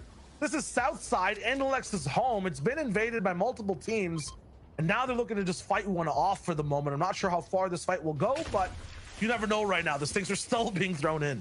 This is a wrestling match that's getting sweaty and is getting dirty right now between the old guard and the new. This Trulix's trio is a newly formed right now. Trulix, of course, playing last season with Pink and Stormy, or I believe it was Stompy. They had a fantastic run. Trulix arming that RPG. Jerky and Queasy, of course, forming with their respective trios here. Queasy playing with Rasco and Paco. And wow, I mean, for them to be able to hold on right now, look at this. There's a 3-trio kind of standoff right now with Fast Roxy, Ardent, and Pizza coming from Misty. And then you have this from Camp Cod. You know, Snaze's trio, they're going to want this fight because they're low on Storm Surge. Because you come from Camp Cod, you know this is your opportunity to get those tags in. Wow, Queasy's still finding a way in these bases with 2 teams around them. Shoot off on another way far away on a hill. That's crazy. That's huge for the tags as well. And man, I wish Ardent, Pizza, and Fast Roki had a theme song. It feels like every time there's a third party coming through, these guys roll in with a jingle and they're the ones to cause chaos. Some type of song playing in my head when I see Fast Roki on screen. They just make things crazy. It's basically, that's a third party, right? Right now is just being so aggressive all over the place, and Lazy Lake is they like to push on through, so they've seen some opportunities to get some tags here on the storm line edge. Red Rush in center zone is pushing them a little bit further. This is very going to be interesting in-game style if it goes down to Misty Meadows Lake. We see Zako's trio already setting up an opportunity here. We've seen when it was here in Lazy Lake yesterday, Jules was able to hold on to height there in game 4, but there was 3 different height retakes and they lost it, and Pizza is actually getting gobbled right now. Down he goes. Wolfie's is getting eliminated. Elo Cracks again eliminating the feed. Now this engagement is opening up just a little bit more, just like Pistachio Nut just opens up a little bit more. Before you know it, they're going to be able to gobble that up and get some confirmation and some 2 Elim points. Yeah, Fast Roki down. The third party trio not going to be able to operate today. For this game, the one trio to watch has to be Red Rushes. They ended up coming second all the way on low ground, played it really well. They're kind of the kings of navigating Lazy Lake, but what it looks like right now is they're actually under Surge. This is going to be a very crucial pump shot map. He has to hit. Surge actually goes away. You can back up, my friend. No! At the last second, Surge stopped 70 players. Mappy overstepped. The trio that clutched out going to be 1 man down. Mappy is also most consistent in terms of surviving and being able to support his teammates too. He's not going to be there. This is looking tough on day number 2 for Red Rush. And that was a big refresher elimination right there for Andretta's trio, knowing that they had a reboot teammate. Now they could take his loot, Mappy's loot, and be able to move on through right now. That was always a question mark for Red Rush. If you're going to play center, you're going to have to hit your tags. You're going to have to find people in your rotations, because if not, Storm Surge will be knocking on your door to collect that build. This is actually tough, I feel like, for Savage, Andretta, and Refsguard. They like wide open low ground that doesn't really switch layers. Their lifeline for this entire tournament and their playstyle is low ground. If they don't have a consistent low ground type of terrain to play, they're going to be in trouble for games. Lazy, I feel like it's kind of like that with all the builds, the buildings, and the fact that it can go to the mountains and the river. They might be looking to play a little bit more mid. They're kind of trying to take it over from Refs versus 2, but no. They're going to sit up. They're going to build up. They know that low ground might be a little bit tough. Actually, still trying to hunt down Red Rush and Exterios. Not going to find it just yet. But yeah, for this zone, they're going to have to switch up their playstyle. They're going to be aliens in terms of how they're playing. Very used, though, you know, to being height. They're going to be in situations, not bad players in other spots. And there it is. The Red Rush elimination comes in. Going to have so many more materials as well to work with. Once again, though, it will be a very different game plan we see this game. The game plan will all determine where Zone 4 goes. Zone 4 is really close to them. They could work through these kind of natural buildings, the ones that are set here. Tayson, Nate, and Forziar, who's made their way in from sweaty stands here on a very dead. There's no buildings, no terrain in the way. So that will say, Queasy's trio, known to take height. If they could take it here in this in-game, that is a really strong probability for them to walk away with the Victory Royale and catch up to Refsguard, Andretta, and Savage. That's all it is right now. People trying to catch up to Savage, but Savage has to go down alongside Andretta and Refsguard for that to happen. No O'Reilly, Vidil, and Reason. Mid-ground this time, I don't think Reason wants to get headshot, bow sniped again. They're looking to play defense and make sure all three are alive. They're so good when they're a trio. Looking at the waterfalls on the right. They're on a higher layer. It's tough for them to do their classic box-to-box beam, but they'll find a way. Bat Sniper on the receiving end. They're going to be really cornered down here. Esti, this is their home turf. Sancho, they were born in Lazy Lake, and right now they're getting molded by Noah Riley, Vidil, and Reason. Yeah, it looks like all the tourists from Lazy Lake are coming in and kind of changing the neighborhood that they're known to. You know, if you're like, the neighborhood was never the same. Everything's different now. I wish it was back in the old days. But those old days, everything's been upgraded and everything's been infiltrated by all the people that are moving on through. And Waze right now, 22 below, has some work to do to be able to survive right now. Nebs, Bubak, and Waze have been doing a fantastic time of being in the middle of the packet in-game, just getting there, but barely one above. And so many people have to go down. 14, 13 people now, and now they're dipping into the rest of the hard mats. They're on the rope, Shio, and they have Gray on their layer. Still have a chance to punch back and fight. Wade's looking for any shots left and right. Neb's actually going down on the backside. Bubak will have to try to make amends for it, but Zone's coming in, so they actually can't even get to the loot or the body. Wade's looking on the right side. Wolfie's looking down bad on the bill. Switches to wood, back to metal. Wolfie's trying to go for it. Andretta might have been knocked. Queasy also down to the Zaiku. Everything is turning on its head. And it's not even rotating yet. It's not even closing in half and half. And did these guys even reload? What is the mag size for Waze and Bubak? The shots are not stopping. Slender down. Wolfie's low HP. They picked up another jam sites here now. The edge of the zone is just catastrophic for any team down below. Waze and Bubak are not holding anything back. All the teams that were on that struggle southern rotation are now breathing a sigh of relief. And Reason O'Reilly, thank you. Get up there and show that Bloomy's now being taken over. That is a huge play. And Noah O'Reilly and Reason are back up into the sky, and they are soaring. They may be soaring to the top of the leaderboard here after this match.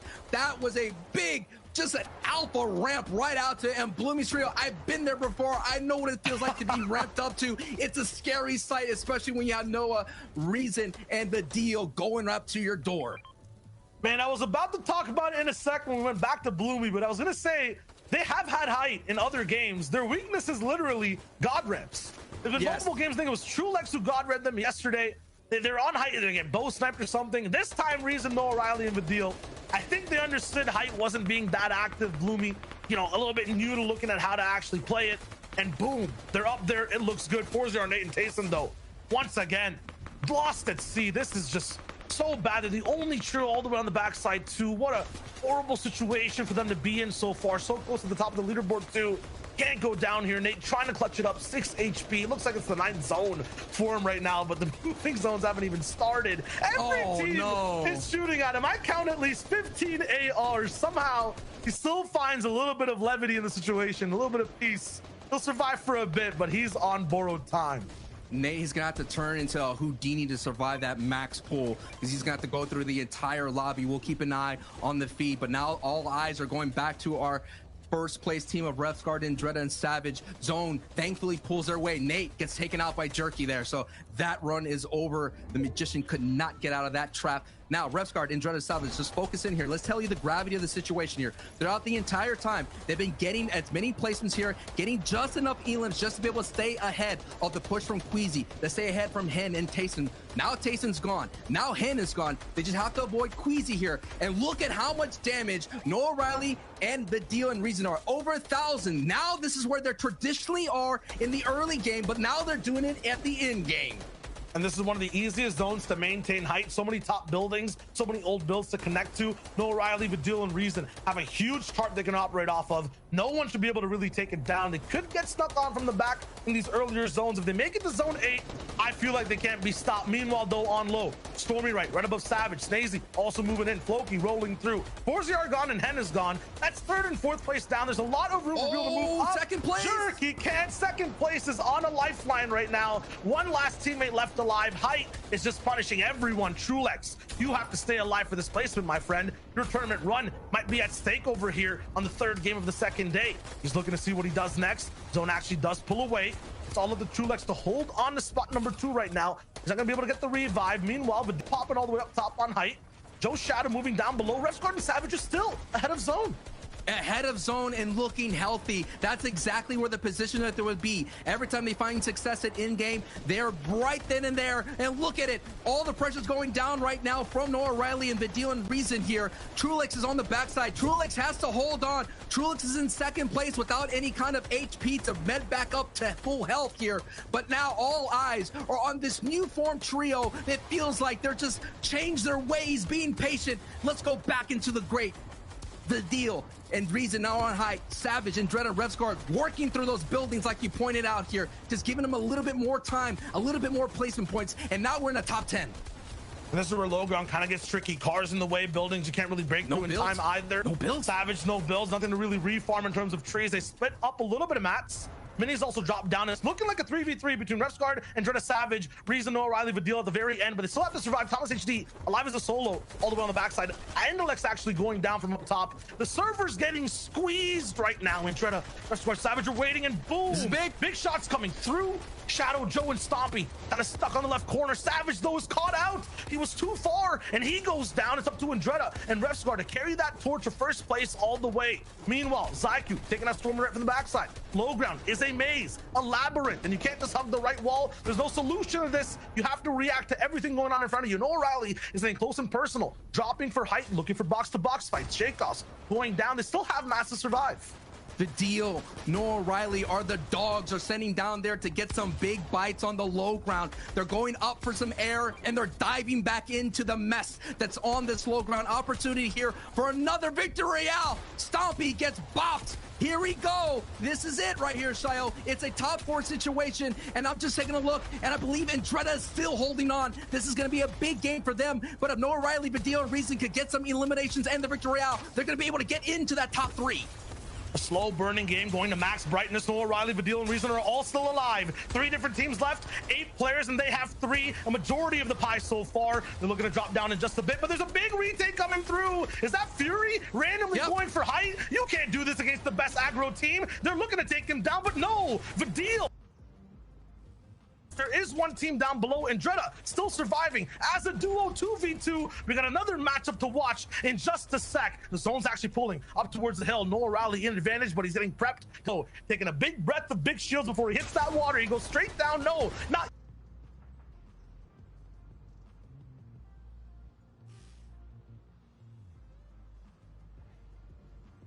water. He goes straight down. No, not yet. Stink Bulls from Andretta. They have the Elan. Siphon comes through. Yes. Reason's up top with a med kit. Refsguard has the last tick of the zone. Reason eating the meat right now too. He's going straight for that drop down. It's not going to be enough for the heals to survive. Reason, Vidil, Noah Riley, Textbook game. That was absolutely crazy to watch. Was that 10 elims, 17 total for that trio? Was that and the victory royale? I thought that was going to be a top 3. They're going to the moon. They're going to the moon. No, they're going what to a different galaxy. They're going to a different. We don't know where they're going, man. Yo, see, Levin Reese, give us an astronomical chart. Where's this trio going, real man? Show me the desk. Show me the desk. Bro, we're full warp, dude. We're going to a different galaxy, a different time zone, a different timeline. It is just not even in the same realm any longer. And by the way, boys, Vidil's trio, that's a new elimination record. That's right. We're seeing action like you would not believe, Reese and Levin. I just cannot understand how these games just don't stop. It is just constant action, constant blows going back and forth. I don't know if my little baby heart can take it. I don't think my big boy heart can take it. Like, this was an incredible game from these guys. Record breaking actually for FNCS finals overall. 17 eliminations, the most amount of points in history so far. This is something that we do not see often. And we've called this yesterday and today, saying that these guys are going to pop off with a 10, 15, 20 elimination game. Insane. Look, last season, they looked like they were going to take the FNCS championship going into that final game, and things didn't go their way. But now they are back with vengeance. They had the highest point game of yesterday. They have the highest point game of not just today, but ever in an FNCS finals. Like, this is ridiculous stuff. These guys are going to shoot all the way up the standings. They came into this game in 10th. We'll see where they are when we get to it, but a phenomenal game from these guys. And it's a very different game, right? When you can dethrone that #1 team going into the game, I mean, without Hen, Janice, and Chapix, I feel like everyone else just had breathing room, right? They were just allowed to operate without this, like, pressure. Yeah, 100%, right? Hen, Janice, and Chapix went down early, and we'll get to show it to you, right? Because the key thing for this team was the fact that coming into today, right, or coming into yesterday, people were scared about this team here, High Chris Vortex, who are landing on them. And people said, if these guys can't sort of get rid of them off spawn, there's going to be big problems. But you'll see here, off spawn, moments before disaster. Screenshot this, right? We all know this feeling. You're gliding in, you see your enemy has picked up a weapon, and you're still gliding in. There's no hope for you there, right? And although Chapix eventually is able to pick up a weapon, at that point you could argue it's almost too late, because you can see High Chris there is able to go and do significant damage to his teammates. Similar thing here for Janice. Janice here, he lands in his building, he thinks to the chest, oh, I'm fine and dandy. No, you have Vortex here, he has a primal shotgun, and he gets Janice down to 31 HP. What can Janice do at that point? He's so low that it's just going to be incredibly difficult for him. And the big thing is, Reese, is like, this was the question we all had. Off spawn, what happens for this trio, right? Yesterday, they were able to avoid it a lot of the time, but if they're just 50-50, we know what Fortnite is sometimes. Fortnite, sometimes you land, you don't get the weapons you need, and you will just go down like this. If this continues to happen, they're not going to be able to back-to-back. Yeah, and this is going to be tough. You know, we did see them lose a single game yesterday, so this could be their one today, and if it's only one, that's fine. But they can't keep doing this at all. They can't keep losing the games off spawn like this. And that is, like you said, the issue of a 50-50 play early on. You can see Hen eventually being picked up, and that is the end of it for them. So you can see that they have actually ended up moving down the leaderboard, down until 7th. That's where they are right now. So they're going to have to play a little bit of a catch-up game coming up forward. But some of these... I know. It's so silly. Like, every single game we see some ridiculous stuff happen, and yet they remain first place every single time. Phenomenal stuff from them. But look, Noah Riley, Reason, Vidil sitting in 4th place. They were 10th last time. That game, 3 victory royales so far, the most of any other team. Like, this is insane from these guys. Yeah, it was disappointing that they had so great games yesterday. Like, after their big victory royale, they really had the other 5 games that just weren't really anything. So today they are playing serious catch-up, but already with 3 games left, being 4th, if they can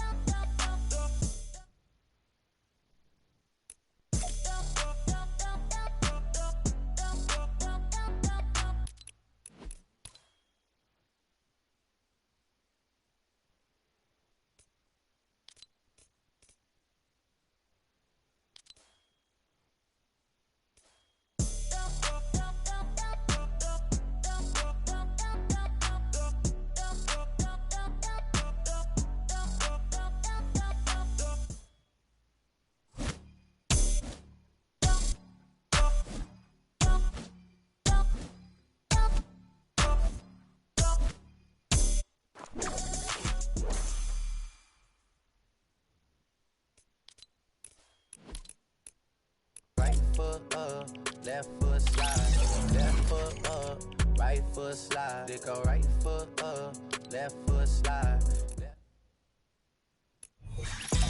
I got what you like, yeah.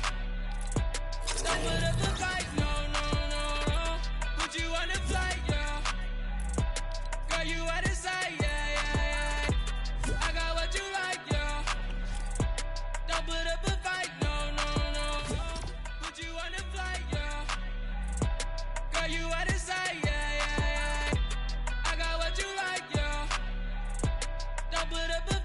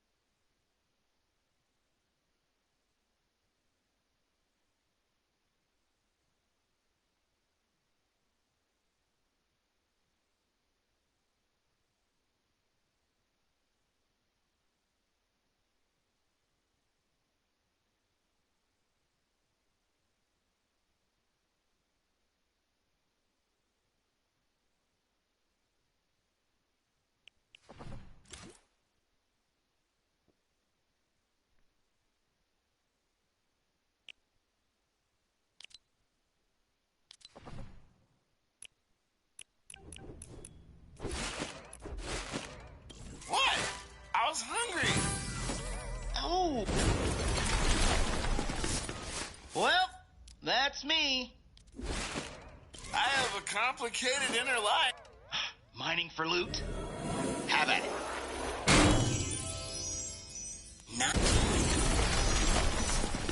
Hey, check out this nice loot.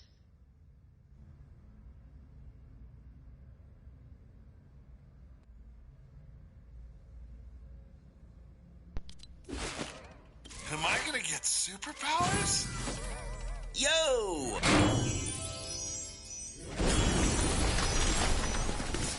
Oh yeah, pretty good. What's happening? What you see is what you get.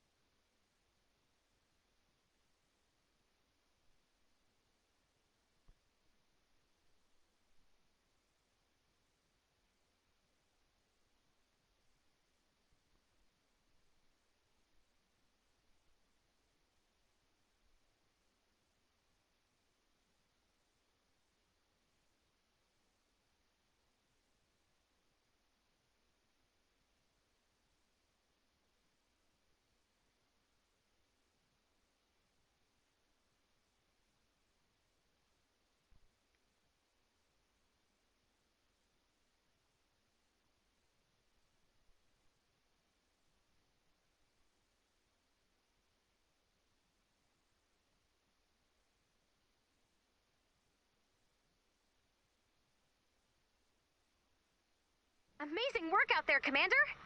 But we're not out of the woods yet. Our home base storm shield is too small. We'll need to expand. I think I know a way to expand the storm shield.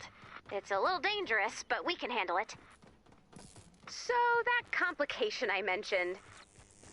As it turns out, the storm shield has some explosive qualities. Truth be told, it's basically a bomb. We don't know why it produces a shield instead of a small crater. It's just cool like that. So, this upgrade might kill us all, but hear me out, it might not. So let's get started. We don't have any intel this time. The attack could come from any direction. You might want to prepare for an attack from the east and the west.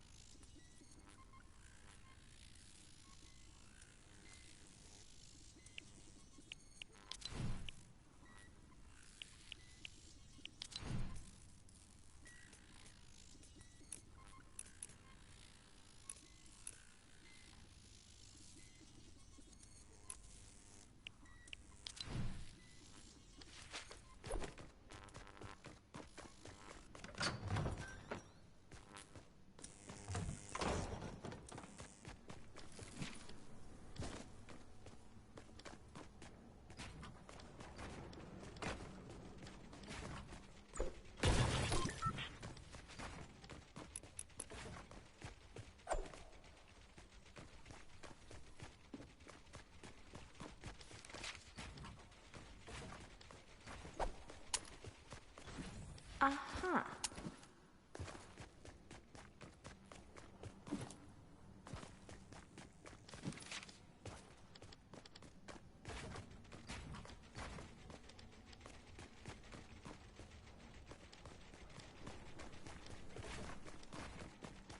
When you're ready to start the fight, select Expand Shield from the Storm Shield console.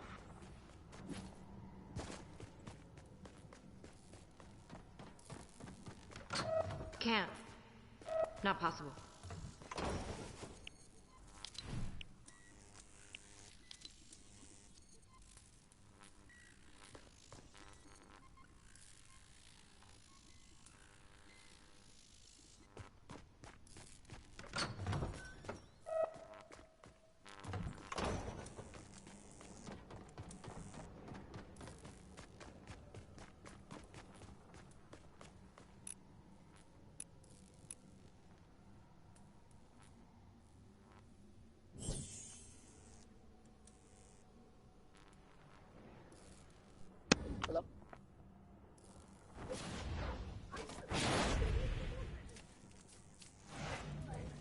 Hello?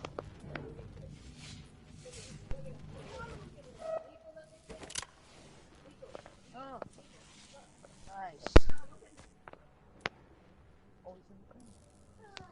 Hello? Yo, hello? You have a mic? Hello? Nope. Jump if you can hear me. Oh, yo, you have a mic? Yeah. Are you new to Save the World?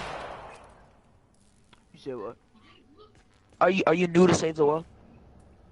Yeah. When'd you start?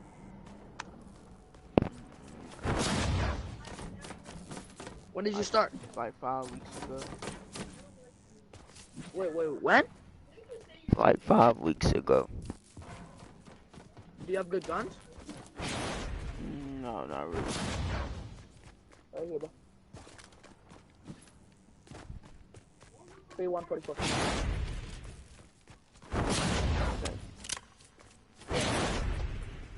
What's this gun for? Huh? How you jumping off?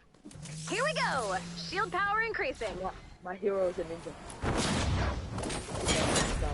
Prepare for an attack from the south. Alright. So how you know I was new to Save the World? Oh, people running out here. Wait, can you see the name of my base? Great. You brought a friend. No, what's it called? Hello. What's up, guys? And not only that, but there's a dispenser. Ooh, wee, I like this. And I don't care what people say.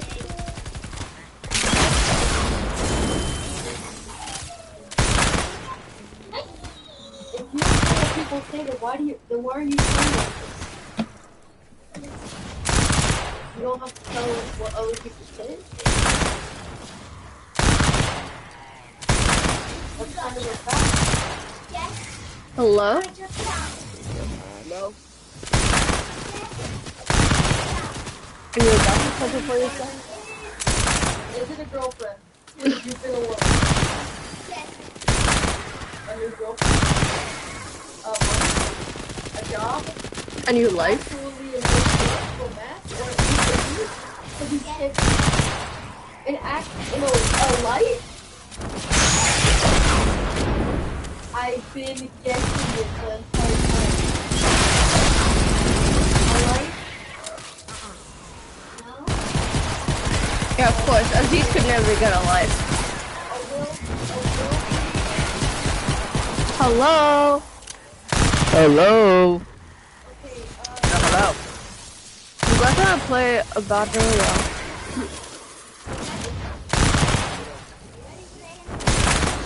I got Yeah or no? Yes or no?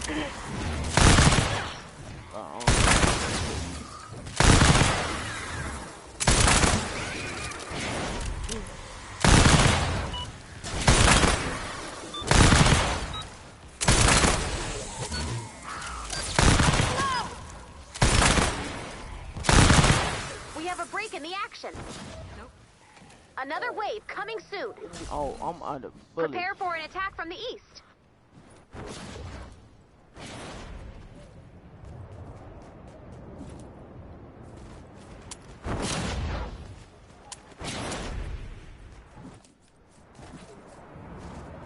What?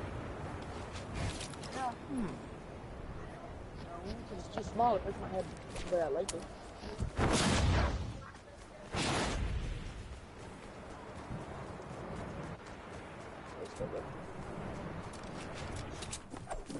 Got this.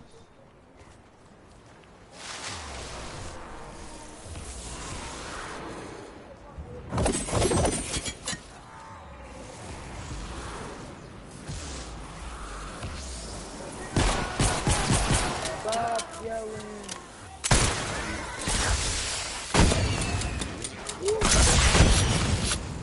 I'm out of bullets.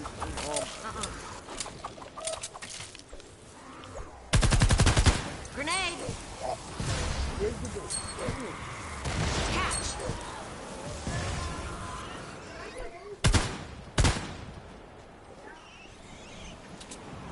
Not possible.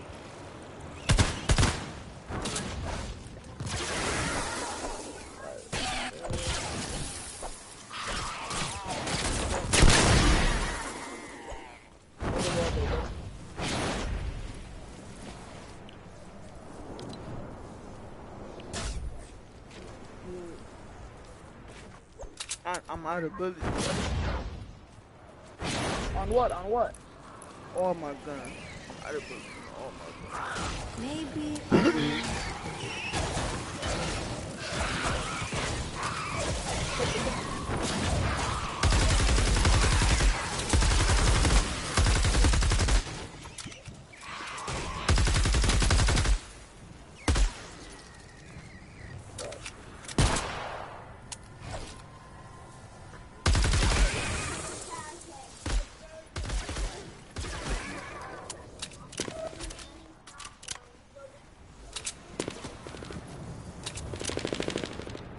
Nope.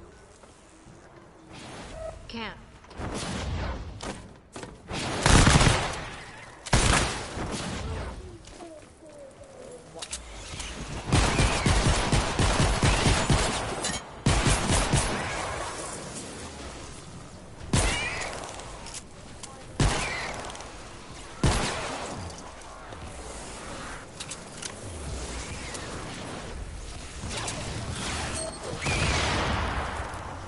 Wait for it.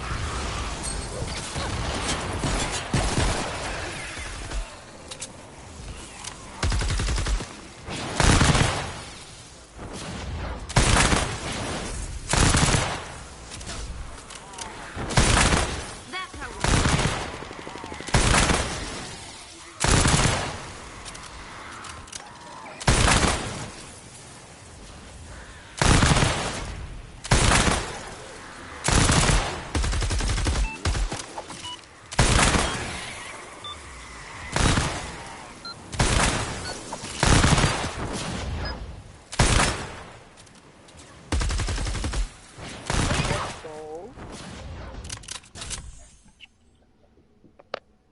What's up, bro?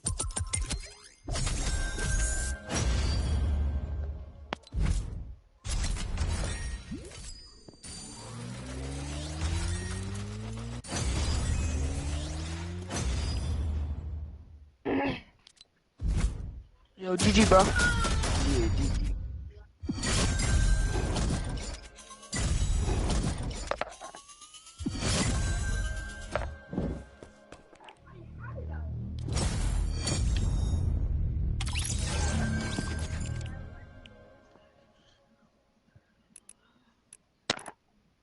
I needed some with some bop in. Let's go. I'm unorthodox than a muff.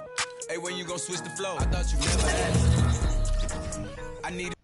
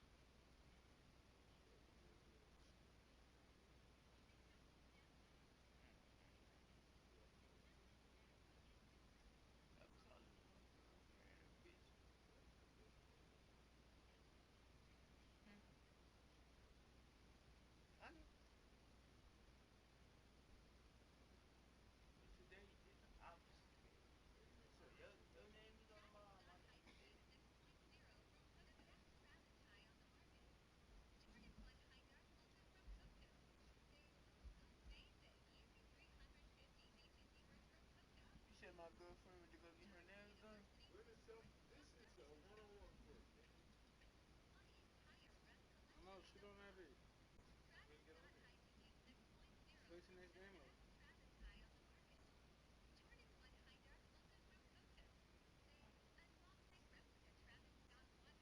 You know what? Or you can put my career. They just might. He ain't no I say fucking. resume NBA my career. No more.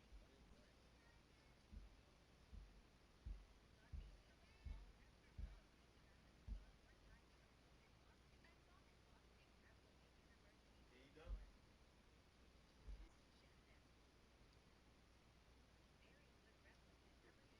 Got me canoeing, bro. It's always you. You need a, I need a lighter. I don't got one. People in China, they know how to make a nigga canoe. I'm hungry. Damn, you not no starter? You a lane or? I'm a 93. Oh, my bad. I don't play my career. What game you in? I don't know, like 10. First year? Yeah. I told you, I literally get all my stuff in the cart direct.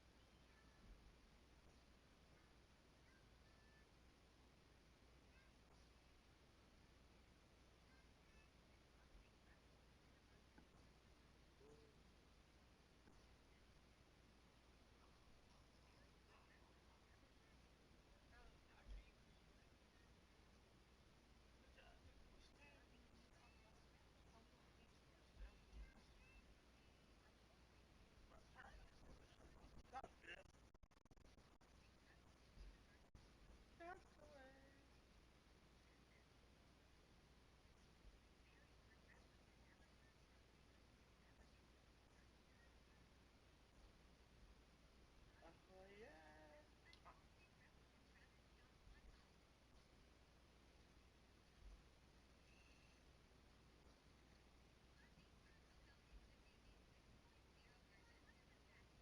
Here you go, little Dake. Bro, you got ass shots. You can't use them. No, it's just, what's the name? It's so different.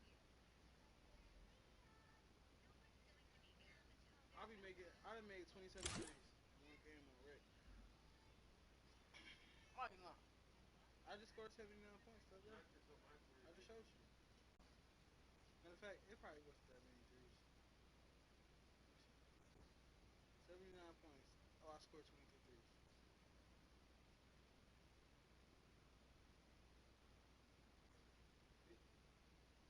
Wait, I didn't see it. 79.6 assists. Alright, hold up. Now look at that scuff. I lost 158 to 100.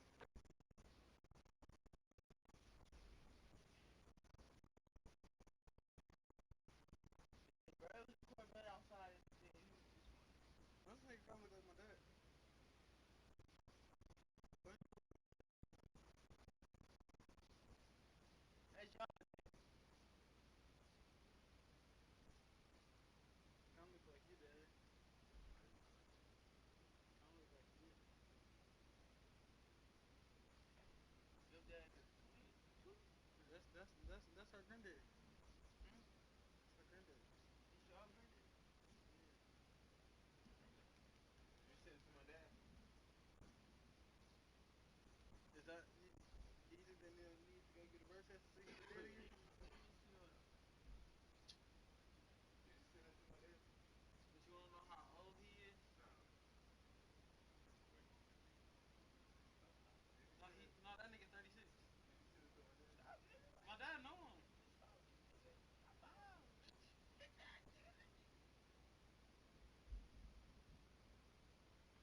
Let me see right now. They probably Let me brothers or see. something. Let me see.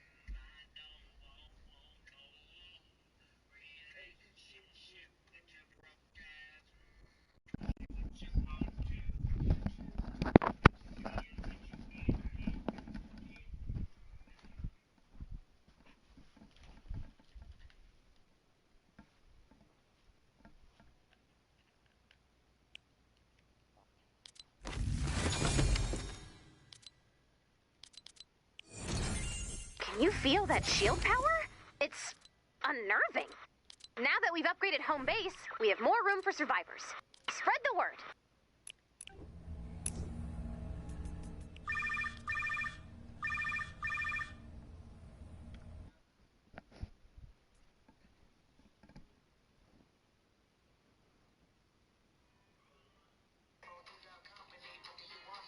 So Stevie, it's May. Haven't seen your grades since September. What's going on?